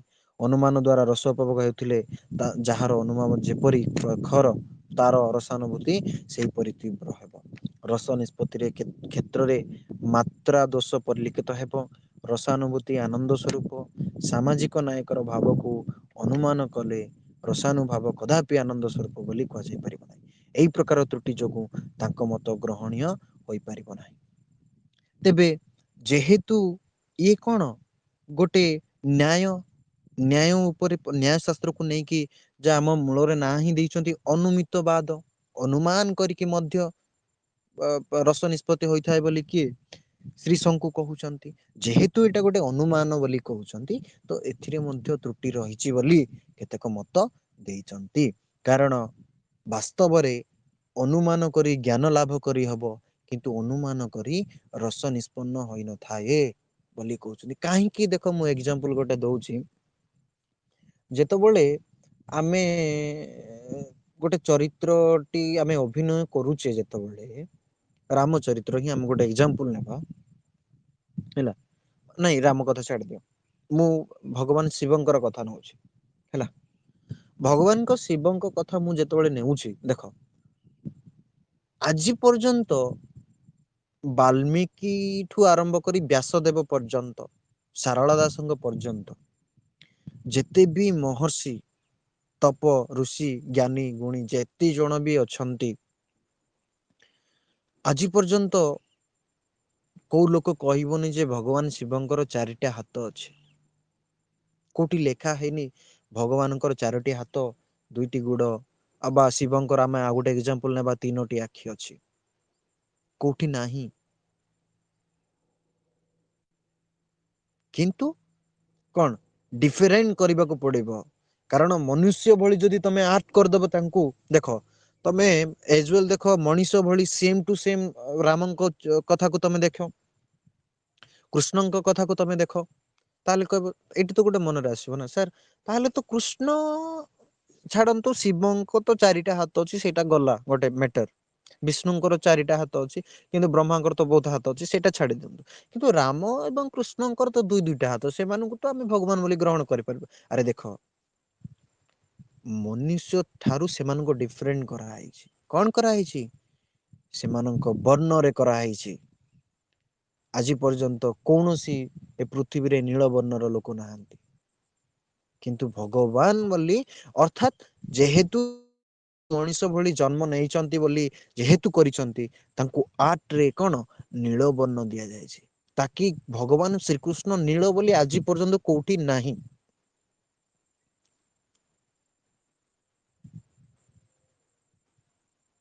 ହୋଇପାରେ ମୁଁ ଭୁଲ ବୋଲି ତମକୁ ମୁଁ କହୁଛି, ଏଇ ଜିନିଷଟା ତମେ ଭୁଲ ବୋଲି ଭାବୁଥାଇପାର, କିନ୍ତୁ ଏଇଟା ଠିକ, ଏଇଟା ଠିକ କଥା। ମୁଁ ମାନେ ମୋ ମତ, ମୁଁ ନିଜସ୍ୱ ମୁଁ ମତ ଦଉଛି ହେଲା, ଏଇଭଳି ତ ଡିଫରେଣ୍ଟ କରିବାକୁ ପଡେ। ତ ଅନୁମାନ କଲେ, ମୁଁ ଏଇଟା ବୁଝେଇବା ପାଇଁ ଏଇଥିପାଇଁ ଚାହୁଁଛି ଯେ ଡିମେରିଟ କହିଲେ ଯୋଉ ଶ୍ରୀ ଶଙ୍କୁଙ୍କ ମତରେ ଯୋଉଟା ଅନୁମାନ କରି ରସ କେବେ ନିଷ୍ପାଦିତ ହୋଇନଥାଏ, ଏଟା ବି ଠିକ କଥା। କାରଣ ଭଗବାନ ଶ୍ରୀକୃଷ୍ଣ ନୀଳ ଥିଲେ, ନୀଳ ବର୍ଣ୍ଣର ଥିଲେ, ଏମିତି ତ ଆମେ ଅନୁମାନ କରିପାରିବାନି ନା। ମୁଁ କହୁନି ଭଗବାନ ଶ୍ରୀକୃଷ୍ଣ ନୀଳ ନାହାନ୍ତି, କିନ୍ତୁ କିଏ ବି ଦେଖି ନାହାନ୍ତି ନୀଳ ଥିଲେ ସେ। ତ ମାନେ ମୁଁ ଏକ୍ସାମ୍ପଲ ସ୍ୱରୂପ ତମକୁ ଗୋଟେ ବୁଝଉଛି। ତ ଯଦି ଆମେ ଏକ୍ସାମ୍ପଲ ଦେଖିବା, ଆଉ ଗୋଟେ କଥା ମୁଁ କହୁଛି ତମକୁ, ଲୈଲା ମଜନୁଙ୍କ କଥା। ସେମାନେ ମଣିଷ ଥିଲେ, କିନ୍ତୁ ତାଙ୍କ କଥା ବି ଯଦି ଆମେ ଦେଖିବା ତ ସେମାନେ କଣ କଣ କରୁଥିଲେ, ଗୋଟେ ରାଇଟର ଯେତେବେଳେ ତାଙ୍କ ବିଷୟରେ ଲେଖିବ, ରିସର୍ଚ୍ଚ କରି ଲେଖିବ, ସେ କିଛି କିଛି କାଳ୍ପନିକ ଜିନିଷଟା ଅନୁମାନ କରିକି ଲେଖିବ। ହିଷ୍ଟ୍ରି କଥା ଯଦି ଆମେ ଦେଖିବା, ମହେଞ୍ଜୋଦାର ଯୋଉ ଲେଖା ହେଇଛି ବା ବିଭିନ୍ନ ହରପ୍ପା ନଗରୀ, ଆରେ ଅଛି ନଗରୀ ସତ, କିନ୍ତୁ ତା ମାନେ ନୁହଁ ଯେ ବାସ୍ତବ ଜିନିଷ ସେଇଆ ନା। ଅଛି, ବାସ୍ତବ ସହିତ କିଛି କାଳ୍ପନିକ ରହିଥାଏ। ତ କାଳ୍ପନିକ କ୍ଷେତ୍ରରେ ରସ ନିଷ୍ପାଦିତ ହୋଇନଥାଏ, ମୁଁ କହିବାର ମାନେଟା ହଉଛି ଏଇଆ। ତାପରେ ଆସିଲା ଭୁକ୍ତିବାଦ। ଭୁକ୍ତିବାଦର ପ୍ରଣେତା ହଉଛନ୍ତି କି ଆମର ଭଟ୍ଟ ନାୟକ ହେଲା। ଇଏ ଆସିଲେ ଭଟ୍ଟ ନାୟକ। ଦେଖ, ସଂଖ୍ୟା ମତାନୁଯାୟୀ ଭୁକ୍ତିବାଦର ପ୍ରତିଷ୍ଠା, ଅର୍ଥାତ ସୁଶ୍ରୀ ଯେମିତି ଅନୁମତ୍ୟବାଦ ବା ଅନୁମାନ କରି କହୁଥିଲେ, ଅନୁମାନ କରିକି ମଧ୍ୟ ରସ ନିଷ୍ପନ୍ନ ହୋଇଥାଏ ବୋଲି କହିଲେ, ଭୁକ୍ତିବାଦ ବା ଭଟ୍ଟ ନାୟକ ଆସିଲେ, ସେ କହିଲେ ଯେ ସଂଖ୍ୟାକୁ ନେଇକି କଣ ରସ ନିଷ୍ପନ୍ନ ହୋଇଥାଏ ବୋଲି ଭଟ୍ଟ ନାୟକ କହିଲେ। ତାଙ୍କ ମତରେ ଭରତଙ୍କ ରସସୂତ୍ର ନିଷ୍ପତ୍ତି ଏବଂ ସଂଯୋଗ, ଏହାର ଅର୍ଥ ଭୋଜ୍ୟ ଏବଂ ଭୋଜକ। ଏ ଆସିଲେ ନୂଆ ପ୍ରକାର ସଂଯୋଗ ବା ନିଷ୍ପତ୍ତିର ଅର୍ଥକୁ ଭୁକ୍ତି ବୋଲି ସେ କହିଲେ, ସଂଯୋଗର ଅର୍ଥକୁ ସେ ଭୋଜ୍ୟ ବା ଭୋଜକ ବୋଲି ସେ କହିଲେ। ସେ ସାମାଜିକ ଠାରେ ରସର ସ୍ଥିତିକୁ ସ୍ୱୀକାର କରିଥିବାରୁ ତାଙ୍କ ମତରେ ବିଶେଷତ୍ୱ ରହିଛି। ତାଙ୍କ ପୂର୍ବ ପ୍ରଚଳିତ ମତବାଦ ଗୁଡିକୁ ଖଣ୍ଡନ କରି ସ୍ୱୟଂ ମତ ପ୍ରତିଷ୍ଠାରେ ମୌଳିକ ପ୍ରଦର୍ଶନ କରିଛନ୍ତି। ଭଟ୍ଟନାୟକଙ୍କ ମତାନୁଯାୟୀ ରସର ନିଷ୍ପତ୍ତି ମୂଳ ଚରିତ୍ର ଦୁଷ୍ମନ୍ତ ବା ରାମ କିମ୍ବା ଅଭିନୟ କରୁଥିବା ଅଭିନେତାଙ୍କ ଠାରେ ହୋଇନଥାଏ, କାରଣ ସେମାନେ ରସ ପ୍ରତୀତ ବିଶେଷରେ ସତତଃ ଉଦାସୀନ। ପ୍ରକୃତ ସାମାଜିକ ଠାରେ ହିଁ ରସାନୁଭୂତି ହୋଇଥାଏ। ଭଟ୍ଟଲଲ୍ଲଟଙ୍କ ମତ ଏକ ମିଥ୍ୟା ଜ୍ଞାନ ଉପରେ ପ୍ରତିଷ୍ଠିତ ହୋଇଥିବାରୁ ତାହା ସାମାଜିକ ରସ ସ୍ଥିତିକୁ ସ୍ୱୀକାର କରିନଥିବାରୁ ତାହା ଗ୍ରହଣ କରିପାରିନଥିଲା। ଇଏ କଣ କହିଲେ ଟିକେ ଦେଖ, ରିପିଟ ଦଉଛି, ଆଉ ଥରେ ପଢୁଛି। ସେ ସାମାଜିକ ଠାରେ ରସର ସ୍ଥିତିକୁ ସ୍ୱୀକାର କରିଥିବାରୁ ତାଙ୍କ ମତର ବିଶେଷତ୍ୱ ରହିଛି। ତାଙ୍କ ପୂର୍ବ ପ୍ରଚଳିତ ମତବାଦ ଗୁଡିକୁ ଖଣ୍ଡନ କରି ସ୍ୱୟଂ ମତ ପ୍ରତିଷ୍ଠାରେ, ଅର୍ଥାତ ନିଜସ୍ୱ ମତ ପ୍ରତିଷ୍ଠାରେ ମୌଳିକତାକୁ ପ୍ରଦର୍ଶନ କରିଛନ୍ତି। ଭଟ୍ଟନାୟକଙ୍କ ମତ ଅନୁସାରେ ରସର ନିଷ୍ପତ୍ତି ମୂଳ ଚରିତ୍ର ଦୁଷ୍ମନ୍ତ ବା ରାମ କିମ୍ବା ଅଭିନୟ କରୁଥିବା ଅଭିନେତାଙ୍କ ଠାରେ ହୋଇନଥାଏ, କାରଣ ସେମାନେ ରସ ପ୍ରୀତିତ ବିଷୟରେ ସତତ ଉଦାସୀନ। ଏ ବି ସେଇ କଥା କହିଲେ ଯେ ମୂଳ ଚରିତ୍ର ଠାରେ ହିଁ ରସ ନିଷ୍ପନ୍ନ ହୋଇଥାଏ, ଆଉ ଯୋଉମାନେ ଅଭିନୟ କରିଛନ୍ତି ସେମାନଙ୍କ ଠାରେ ସେଇ ଅଭିନୟ କଲେ ସେଠାରେ ରସ ନିଷ୍ପନ୍ନ ହୋଇନଥାଏ ବୋଲି ସେ କହିଲେ ହେଲା। ସେ କହିଲେ ଏଇଟା ଛାଡ, ଭଟ୍ଟଲଲ୍ଲଟ ତ ମିଥ୍ୟା କହିଥିବାରୁ ତାହା ସକ୍ସେସ ବି ହେଇନଥିଲା। ସେମିତି ଆମର ଆସିଲେ ଶ୍ରୀଶଙ୍କୁ, ସିଏ ଯେତେବେଳେ କହିଲେ ଯେ ଗୋଟେ ଅନୁମାନ କରିକି ରସ ନିଷ୍ପନ୍ନ ହୋଇଥାଏ, ସେଟାକୁ ମଧ୍ୟ ରିସିଭ କଲେ ନାହିଁ ହେଲା। କିନ୍ତୁ ଇଏ ଯେହେତୁ ସଂଖ୍ୟା ମତ ଅନୁସାରେ ଦେଇଛନ୍ତି, ତାପରେ କଣ କହିଛନ୍ତି ମଝିରେ, ଅନୁମାନ ଉପରେ ଅଭିନବ ଗୁପ୍ତଙ୍କ ଅଭିବ୍ୟଞ୍ଜନବାଦକୁ ସେ ଗ୍ରହଣ କରିନାହାନ୍ତି। ନିଜ ମତବାଦକୁ ପ୍ରତିଷ୍ଠା କରିବାକୁ ଯାଇ ଶବ୍ଦର ଅଭିଧା ଏବଂ ଲକ୍ଷଣ ବ୍ୟତୀତ ଭାବକତ୍ଵ ଏବଂ ଭଜକତ୍ଵ ନାମକ ଦୁଇଟି ବ୍ୟାପାରର ପରିକଳ୍ପନା କରିଛନ୍ତି। ଯେହେତୁ ସୁଶ୍ରୀଙ୍କ ଆଉ ଅଭିନବ ଗୁପ୍ତ ପୁଣି ରହିଲା ଭଟ୍ଟଲଲ୍ଲଟ, ଏଇ ତିନି ଜଣଙ୍କର ମତକୁ ସେ ଯେହେତୁ ରିସିଭ କରିନାହାନ୍ତି, ନିଜସ୍ୱ ଗୋଟେ ମତ ବାହାର କଲେ, ଯାହାକି ଭାବକତ୍ଵ ବା ଆମେ ଭୋଜ୍ୟ ଆଉ ଭଜକତ୍ଵ ବା ଭଜକ ଏଇଭଳି ନୂଆ ନାମ ଦେଇଛନ୍ତି, ଯାହାକି ନିଷ୍ପତ୍ତି ଏବଂ ସଂଯୋଗ ଏହାର ଦୁଇଟି ଅର୍ଥ ବାହାର କରି ସେ ଭୁକ୍ତିବାଦର ପ୍ରତିଷ୍ଠା କରିଥିଲା। ତାଙ୍କ ମତରେ କାବ୍ୟ ଶବ୍ଦରେ ଅଭିଧାୟକତ୍ଵ, ଭାବକତ୍ଵ ଓ ଭଜକତ୍ଵ ଏହିପରି ତିନୋଟି ବ୍ୟାପାର ରହିଥାଏ। ଅଭିଧା ବ୍ୟାପାର କାବ୍ୟର ଅର୍ଥ ବିଷୟକ, ଭାବକତ୍ଵ ବ୍ୟାପାର ରସାୟିତ ବିଷୟକ ଏବଂ ଭଜକତ୍ଵ ବ୍ୟାପାର ହଉଛି ସୌହୃଦୟତକ। ତେବେ ଯେମିତି ଦେଖ ଅନୁମତି ବାଦରେ ଶୀର୍ଷଙ୍କୁ କଣ କହିଲେ? ଚାରୋଟି ଜିନିଷ ନିଷ୍ପନ୍ନ କରିଥିଲେ, ସତ୍ୟ, ମିଥ୍ୟା, ସାଦୃଶ୍ୟ ଏବଂ କଣ ମାନେ କହିବା ସଂଶୟ। କିନ୍ତୁ ଭଟ୍ଟନାୟକ କଣ କହିଲେ? ତିନୋଟି ଜିନିଷ, ଭାବକତ୍ଵ, ଅଭିଧାୟକତ୍ଵ ଏବଂ ଭଜକତ୍ଵ। ଭାବ ଏ ଯୋଉ ଭୁକ୍ତିବାଦ ହେଲା, ଭୁକ୍ତିବାଦରେ ଏଇଠି କଣ କହିଲେ? ଏ ତିନୋଟି ଜିନିଷ କହିଲେ କଣ? ଅଭିଦାୟିକତ୍ଵ, ଭାବକତ୍ଵ, ଭଜକତ୍ଵ। ହେଲେ ଏଇ ଅଭିଦାୟିକତ୍ଵ କଣ? ଯାହା ବିଷୟ, ଅର୍ଥାତ୍ ଗୋଟେ ଚରିତ୍ର ଯେତେବେଳେ ଲେଖାଗଲା ସେ ବିଷୟଟା ହଉଛି ଅଭିଦାୟିକତ୍ଵ। ଭାବକତ୍ଵ କହିଲେ କଣ? ଭାବକତ୍ଵ କହିଲେ କଣ? ନା ଭାବକତ୍ଵ କହିଲେ ଯାହା କୋଉଠି ରହିଲା ରେ? ହୁଁ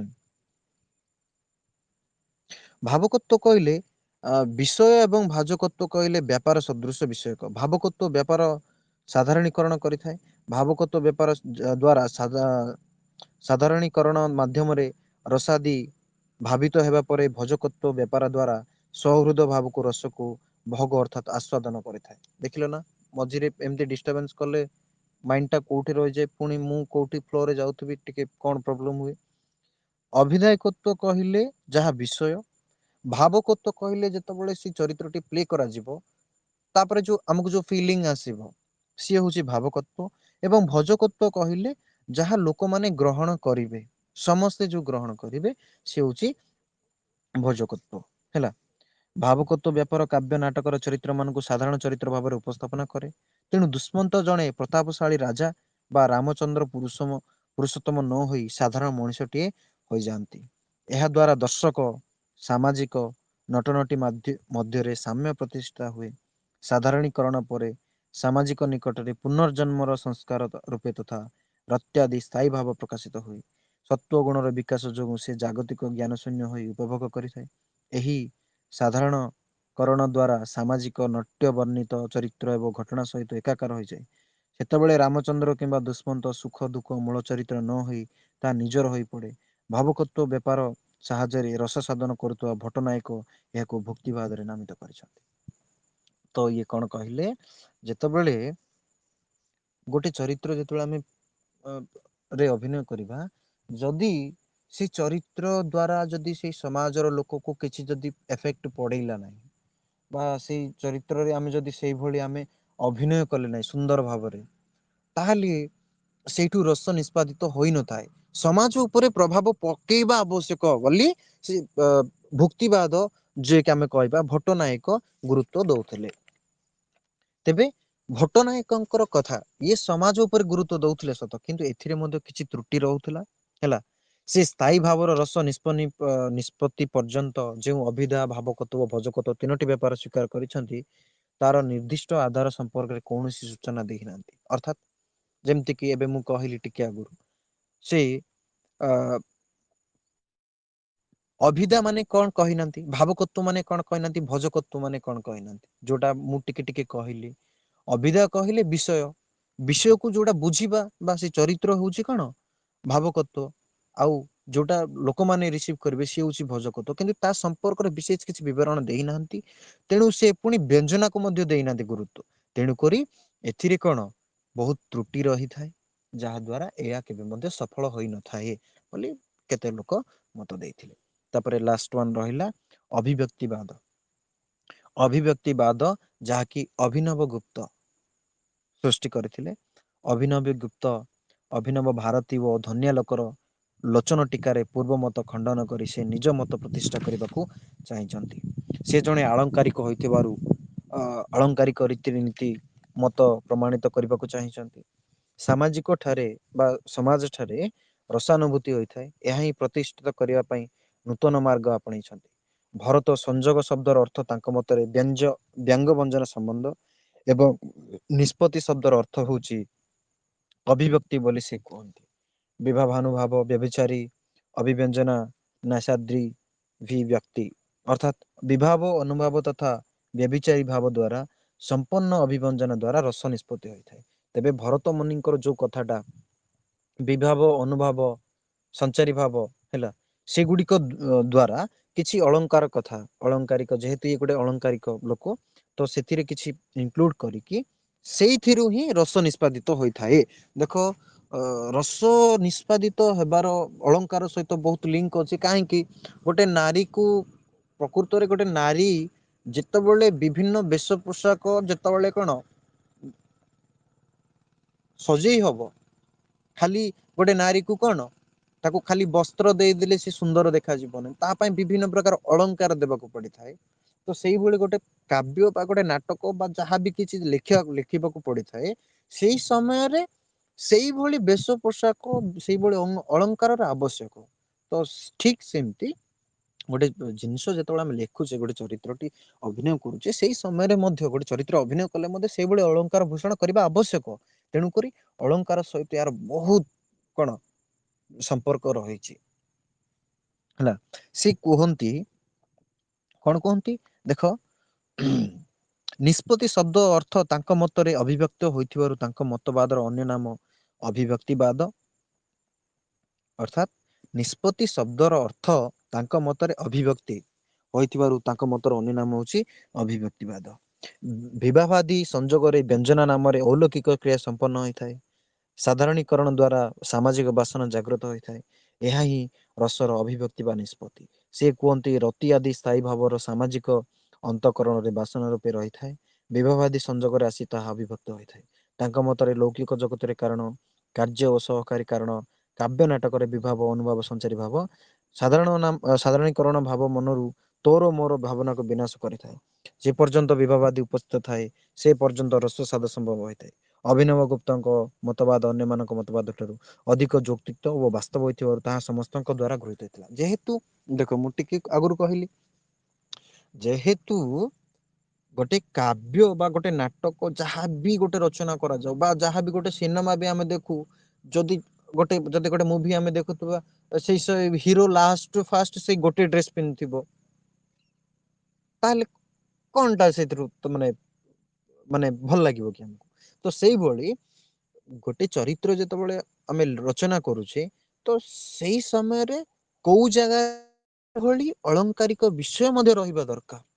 ଗୋଟେ କାବ୍ୟ ଯେତେବେଳେ ଆମେ ରଚନା କରିବା ପାଇଁ ଅଳଙ୍କାର ଯୁକ୍ତ କିଛି ପଦ ଗୁଡାକ ଲଗେଇଥାଉ ତ ସେଇଭଳି ଏଜ୍ ସେମିତି ଅଳଙ୍କାର ଆବଶ୍ୟକ। ଯେହେତୁ ଏଇଟା ଠିକ କଥା ଏଥିରେ କିଛି ପରିବର୍ତ୍ତନ ହେଇନି ଗୋଟେ ଅଳଙ୍କାରିକ ଶବ୍ଦ ହିଁ ଏଠାରେ ଇନକ୍ଲୁଡ କରାହେଇଛି।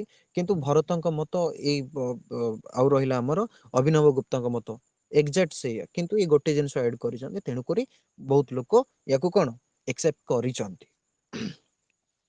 ତ ଇଏ ତ ଥିଲା ଏଇ ଚାରି ଜଣଙ୍କର ତେବେ ଏବେ ଆସୁଛି ତମର ବିଶ୍ଵନାଥ କବିରାଜଙ୍କର ରସବାଦ ମାନେ କଣ ଆମେ ଯୋଉ 10ଟି କଥା 10ଟି ଭାବରେ ଯୋଉ ବିଶ୍ଵନାଥ କବିରାଜଙ୍କର କଣ ନିଷ୍ପନ୍ନ ହୋଇଥାଏ ବୋଲି କହିଲା ତ ସେଇ ଭିତରୁ ଏଇ ଯୋଉ ତାଙ୍କ ସ୍ପେଶଆଲି ଏଇଟା ଗୋଟେ ପାରାଗ୍ରାଫ କରିଦେଇଛି ସେଇଟା ଟିକେ କହିଦଉଛି ଦେଖ ରସବାଦ ପ୍ରତିଷ୍ଠା ହେବା ପୂର୍ବରୁ ଅଳଙ୍କାର ବାଦ ରୀତିବାଦ ଧ୍ୱନିବାଦ ଆଦି ପ୍ରତିଷ୍ଠା ଲାଭ କରିସାରିଥିଲା।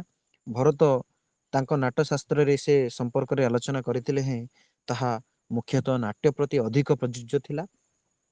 ଅନ୍ୟ ଅଳଙ୍କାରିକ ଗଣ ରସ ସମ୍ପର୍କରେ କେତେକାଂଶରେ ଆଲୋଚନା କରିଥିଲେ ହେଁ ଏହାକୁ ଏକ ସ୍ଵତନ୍ତ୍ର ମତବାଦ ରୂପେ ପ୍ରତିଷ୍ଠା କରିବା କ୍ଷେତ୍ରରେ ବିଶ୍ଵନାଥ କବିରାଜ ଦାନ ତୁଳନୀୟ।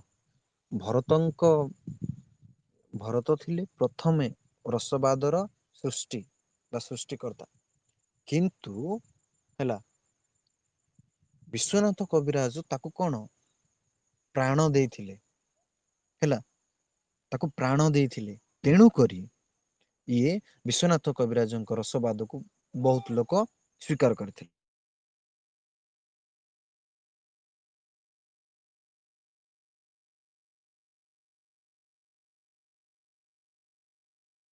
ଏଇଭଳି ହୋଇଥାଏ। ତ ବିଶ୍ଵନାଥ କବିରାଜଙ୍କ କଥାକୁ ବହୁତ ଲୋକ ଗ୍ରହଣ କରିଛନ୍ତି ଦେଖ ରସବାଦ ପ୍ରତିଷ୍ଠା ହେବା ପୂର୍ବରୁ ଅଳଙ୍କାରବାଦ, ରୀତିବାଦ, ଧ୍ୱନିବାଦ ଆଦି ପ୍ରତିଷ୍ଠା ହୋଇସାରିଥିଲା। ମାନେ ରସ ସୃଷ୍ଟି ହେବା ପୂର୍ବ ବା ରସବାଦ ସୃଷ୍ଟି ହେବା ପୂର୍ବରୁ ରୀତିବାଦ, ଅଳଙ୍କାରବାଦ, ଧ୍ୱନିବାଦ ଆଦି ପ୍ରତିଷ୍ଠା ହୋଇସାରିଥିଲା। ଭରତ ତାଙ୍କ ନାଟ୍ୟ ଶାସ୍ତ୍ରରେ ରସ ସମ୍ପର୍କରେ ଆଲୋଚନା କରିଥିଲେ ହେଁ ତାହା ମୁଖ୍ୟତଃ ନାଟ୍ୟ ପ୍ରତି ଅଧିକ ଗୁରୁତ୍ୱ ଦେଇଥିଲା। ଅନ୍ୟ ଅଳଙ୍କାରିକ ରସ ସମ୍ପର୍କରେ କେତେକାଂଶରେ ଆଲୋଚନା କରିଥିଲେ ଏହାକୁ ଏକ ସ୍ୱତନ୍ତ୍ର ମତବାଦ ରୂପେ ପ୍ରତିଷ୍ଠା କରିବା କ୍ଷେତ୍ରରେ ବିଶ୍ୱନାଥ କବିରାଜଙ୍କ ଦାନ ଅତୁଳନୀୟ। ବିଶ୍ୱନାଥ କବିରାଜ ସାହିତ୍ୟ ଦର୍ପଣରେ ରସବାଦ ସମ୍ପର୍କରେ ଏକ ପ୍ରାମାଣିକ ଗ୍ରନ୍ଥ ରହିଛି। ଗଜପତି ନିଶଙ୍କ ଭାନୁଦେବଙ୍କ ରାଜତ୍ୱର ପ୍ରଥମ ଭାଗରେ ଅର୍ଥାତ୍ ପଞ୍ଚଦଶ ଶତକର ଆଦ୍ୟ ଭାଗରେ ଏହା ରଚନା ହୋଇଥିବା ସମ୍ଭବ ବା ଜଣାଯାଇଥାଏ।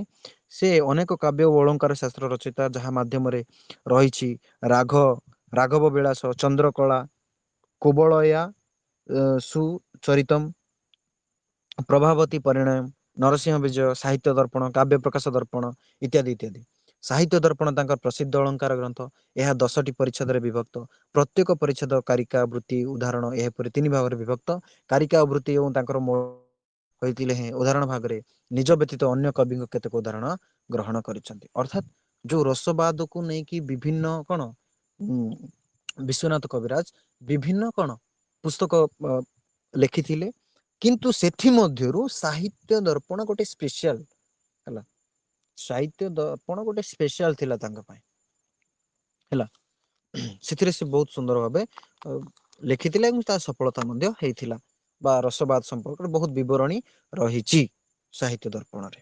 ସାହିତ୍ୟ ଦର୍ପଣର ବିଶେଷତ୍ୱ ହଉଛି ଏଥିରେ ଅଳଙ୍କାର ଶାସ୍ତ୍ରର ସମସ୍ତ ବିଭାଗ ଆଲୋଚିତ। ରସବାଦ ଉପରେ ଏହି ଗ୍ରନ୍ଥର ବିଶେଷ ଗୁରୁତ୍ୱ କରାଯାଇଛି। ଏହି ବାଦ ପ୍ରତିଷ୍ଠା ପୂର୍ବରୁ ଅନ୍ୟ ଅଳଙ୍କାରିକ ଦ୍ଵାରା ପ୍ରତିଷ୍ଠିତ ଅନ୍ୟାନ୍ୟ ବାଦ ଗୁଡିକ ସୂକ୍ଷ୍ମ ଅନୁସନ୍ଧାନ କରିଛନ୍ତି। ପୂର୍ବବର୍ତ୍ତୀ ଅଳଙ୍କାରିକ ମାନଙ୍କର ଅଳଙ୍କାର ଗ୍ରନ୍ଥ ଗୁଡିକର ପ୍ରଭାବ ମଧ୍ୟ ସାହିତ୍ୟ ଦର୍ପଣ ଉପରେ ପଡିଛି। ଅର୍ଥାତ୍ ସାହିତ୍ୟ ଦର୍ପଣ କାହିଁକି ସ୍ପେଶାଲ ନା ଏଇ ଯୋଉ ବିଭିନ୍ନ ରସବାଦ ଖାଲି ନୁହଁ, ସେଇଠି ଆମେ କହିପାରିବା ଅଳଙ୍କାରିକ ବାଦ, ଯେମିତିକି ଆମେ କହିପାରିବା ରୀତିବାଦ, ଧ୍ୱନିବାଦ, ଏଗୁଡିକ ବାଦ ସମ୍ପର୍କରେ ମଧ୍ୟ କମ୍ପ୍ଲିଟଲି ସାହିତ୍ୟ ଦର୍ପଣରେ ରଚନା ହେଇଛି।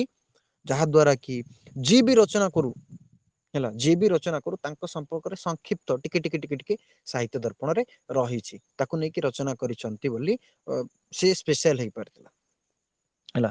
ପୂର୍ବବର୍ତ୍ତୀ ଅଳଙ୍କାର ମାନଙ୍କର କିଛି କିଛି କଥା ସାହିତ୍ୟ ଦର୍ପଣ ଉପରେ ତାର ପ୍ରଭାବ ମଧ୍ୟ ପଡିଛି। ଅର୍ଥାତ୍ ଯେମିତି ଆମେ କହିପାରିବା ହେଲା,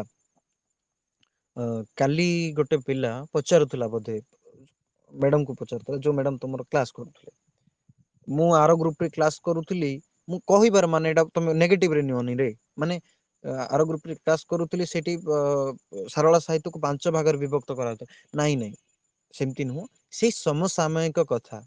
ତ ସେଇଭଳି ସେମିତି ଏଠି କଣ ଯେହେତୁ କଣ ଆମର ରହିଲେ ବିଶ୍ୱନାଥ କବିରାଜ, ସେଇ ସମୟରେ ଯୋଉମାନେ ଅଳଙ୍କାରିକ ମାନେ ଥିଲେ ହେଲା, ଅଳଙ୍କାରିକ ମାନେ ଥିଲେ ସେମାନଙ୍କର ପ୍ରଭାବ ହେଲା।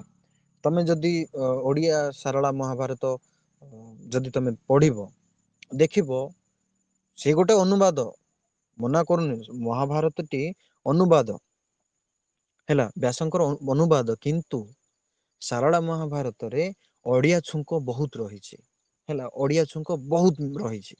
ମାନେ ଓଡିଶାର କଥା ହେଲା, ଓଡିଆ ମାନଙ୍କର କଥା ସେଠି ବହୁତ ରହିଛି।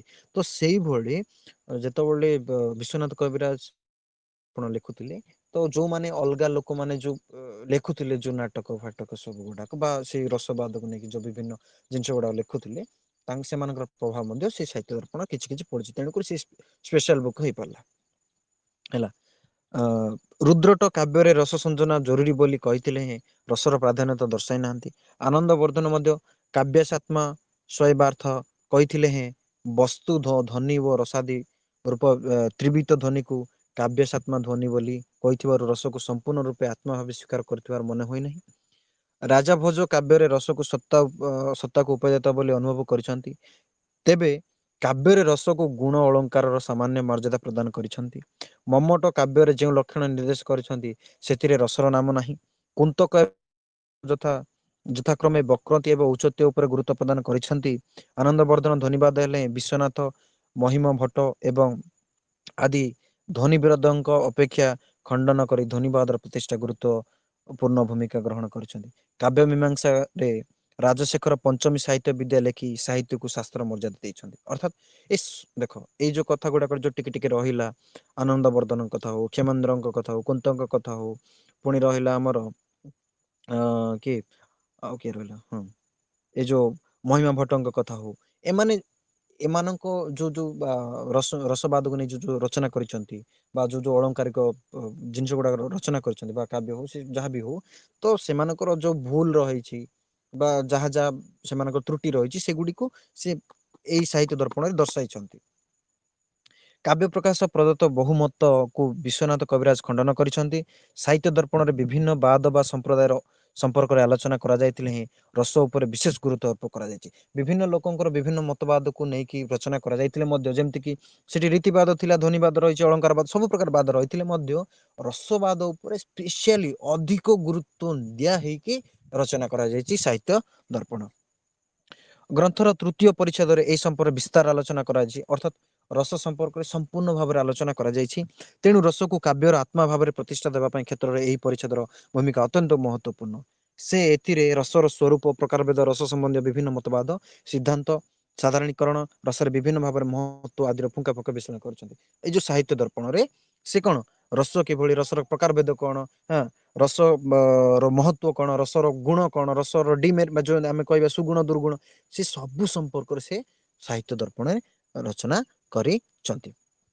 କାବ୍ୟ ବା ନାଟକରେ ଆଲମ୍ବନ, ଉଦ୍ଦୀପନ, ବିଭାବ, ନାଟକ ଦର୍ଶନ ବା କାବ୍ୟ ପଠନ ସମୟରେ ଦର୍ଶକ ଏକ ପାଠକ ବା ଶ୍ରୋତା ନିକଟରେ ନିଜର ସମ୍ବନ୍ଧ ରୂପେ ପ୍ରକାଶ ଲାଭ କରେ।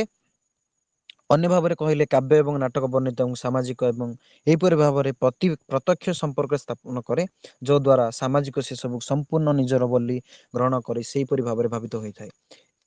ଏହି ଭାବ ହିଁ ସାଧାରଣୀକରଣ, ଏଥିରେ ହିଁ ଅନୁଭୂତି ବିଶେଷ ପ୍ରାଧାନ୍ୟ ଲାଭ କରେ। ବିଶ୍ୱନାଥ କବିରାଜ ରସ ପରିପ୍ରେକ୍ଷୀରେ ବିଭିନ୍ନ ଭାବର ମହତ୍ୱ ଆଲୋଚନା କରିବାକୁ ଯାଇ ସ୍ଥାୟୀ ଭାବ, ବିଭାବ, ଅନୁଭାବ, ସଞ୍ଚାରୀ ଭାବ, ସାତ୍ଵିକ ଭାବକୁ ସମ୍ପର୍କରେ ପାଣ୍ଡିତ୍ୟପୂର୍ଣ୍ଣ ବିଶ୍ଳେଷଣ କରିଛନ୍ତି। ଆଉ ସେ ସାହିତ୍ୟ ଦର୍ପଣରେ ଏଇ ଯୋଉ ଆମେ ଟିକେ ଟିକେ ପଢିଛେ ଭରତ ମୁନିଙ୍କ କଥା, କଣ ବିଭାବ, ଅନୁଭାବ, ସଞ୍ଚାରୀ ଭାବ, ସାତ୍ଵିକ ଭାବ, ତା ସେ ବହୁତ ବଡ ଲମ୍ବା ଷ୍ଟୋରି କରି ଲେଖିଛନ୍ତି ସାହିତ୍ୟ ଦର୍ପଣରେ। ସ୍ପିଡ ହେଇଯାଉଛି କି ପୁନର୍ବାର ଷ୍ଟାର୍ଟିଂ ରୁ ପଢିବେ କି ସ୍ଲୋରେ? ସ୍ପିଡ ହେଇଯାଉନି ତ?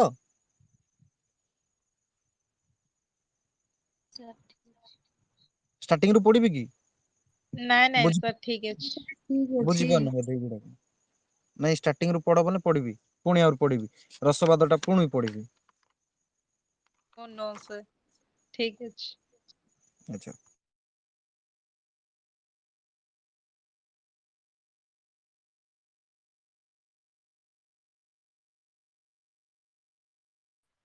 ସାର୍ ରସର ପ୍ରକାର ଭେଦ କହୁଛନ୍ତି କି?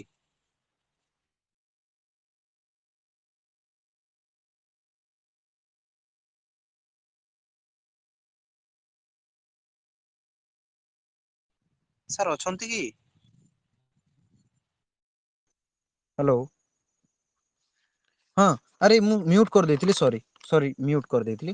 ଆଉ ଥରେ ଟିକେ ହଁ ଦେଖ। ସାର୍, ରସର ପ୍ରକାର ଭେଦ ପଢଉଛନ୍ତି କି ସାର୍? ନାଇଁ ବାବୁ, ରସ ପ୍ରକାର ଭେଦ କାଲି ହେଇଯାଇଛି। ଆଉ ଟିକେ ଦେଖ ମୁଁ ଯୋଉଠି ରହିଯାଇଥିଲା, ଦେଖ ମୁଁ ସରି ମ୍ୟୁଟ କରିଦେଇଥିଲି, ମୁଁ ଜାଣିପାରିନଥିଲି। ଦେଖ ରସର ସ୍ୱରୂପ ସମ୍ପର୍କରେ ମଧ୍ୟ ବିଶ୍ୱନାଥ କବିରାଜ ସୂକ୍ଷ୍ମ ବିଶ୍ଳେଷଣ କରି ଏହାର 9ଟି ବିଶେଷତ୍ୱ ସମ୍ପର୍କରେ ଆଲୋଚନା କରିଛନ୍ତି। ସେହିପରି ରସର ବିବାହୀକରଣ ସମୟରେ ସେ ବାତ୍ସଲ୍ୟ ରସକୁ ଅନ୍ୟତମ ରସ ଭାବରେ ଗ୍ରହଣ କରିଛନ୍ତି। ତାଙ୍କ ପୂର୍ବରୁ ବାତ୍ସଲ୍ୟ ରସ ସମ୍ପର୍କରେ କୌଣସି ଅଳଙ୍କାରିକ ପ୍ରାୟତଃ ଆଲୋଚନା କରିନଥିଲେ। ରସ ସିଦ୍ଧାନ୍ତର ସମ୍ପର୍କରେ ଆଲୋଚନା କରିବା ସମୟରେ ପୂର୍ବବର୍ତ୍ତୀ ଅଳଙ୍କାରିକ ତଥା 4ଟି ମତବାଦର ପ୍ରତିଷ୍ଠାତାଙ୍କ ଆଲୋଚନା ଗୁରୁତ୍ୱ ସହିତ ବିଚାର କରିବା ସଙ୍ଗେ ସଙ୍ଗେ ଆବଶ୍ୟକ ବେଳେ ନିଜର ସ୍ୱକୀୟ ମତ ପୋଷଣ କରିଛନ୍ତି। ମତବାଦର ସମ୍ପର୍କରେ ବିଭିନ୍ନ କ୍ଷେତ୍ରରେ ନିଜର ସ୍ୱାତନ୍ତ୍ର ପ୍ରଦର୍ଶନ କରିଛନ୍ତି। ବିଶ୍ୱନାଥ କବିରାଜଙ୍କ ସାହିତ୍ୟ ଦର୍ପଣ ପ୍ରକାଶ ପରେ ହିଁ ରସତତ୍ତ୍ୱକୁ ଗୁରୁତ୍ୱ ବୃଦ୍ଧି ପାଇଛି ଏବଂ ତାଙ୍କର ପାଣ୍ଡିତ୍ୟପୂର୍ଣ୍ଣ ବିଶ୍ଳେଷଣକୁ ରସକୁ କାବ୍ୟର ଆତ୍ମା ଭାବରେ ପ୍ରତିଷ୍ଠା କରିବା କ୍ଷେତ୍ରରେ ବିଶେଷ ଭାବରେ ସହାୟତା ରହିଛି। ଦେଖ ଏଗୁଡିକ ତମର କୌଣସି 1% ବି ଆବଶ୍ୟକତା ନାହିଁ। 1% ବି ଆବଶ୍ୟକତା ନାହିଁ। କୋଉଟା? ବିଶ୍ୱନାଥ କବିରାଜ ଓ ରସବାଦ, ଏଇ ଯୋଉ ଲାଇନ ଟା 2.4 ଟା, ଏଟା ତମର 1% ବି ଦରକାର ନାହିଁ। କାହିଁକି? ରସ ଆମେ ଦେଖ ବିଷୟ ଆମେ କଣ ରସବାଦ ସମ୍ପର୍କରେ ପଢୁଛେ ନା କି ଆମେ ସାହିତ୍ୟ ଦର୍ପଣ ସମ୍ପର୍କରେ ଆମେ ପଢୁଛେ? ସାହିତ୍ୟ ଦର୍ପଣରେ ଅଧିକ ଲେଖା ହେଇଛି ରସବାଦ ସମ୍ପର୍କରେ ବୋଲି ଏଇ 2.4 ହେଲା ସବ ହେଡିଙ୍ଗ ରେ ଲେଖା ହେଇଛି। କିନ୍ତୁ ଏଇଟା ତମର 1% ବି ଦରକାର ନାହିଁ। 1% ବି। ମୁଁ ଯୋଉଟା ପଢିଲି, କାହାକୁ ଦରକାର ପଡିଲା ମତେ କୁହ? ଲାଗୁଛି ତମ ମାନଙ୍କୁ ଦରକାର, ଏଇ ଜିନିଷ ଟା ମତେ ଦରକାର ଲାଗୁଛି ତୁମ ମାନଙ୍କୁ?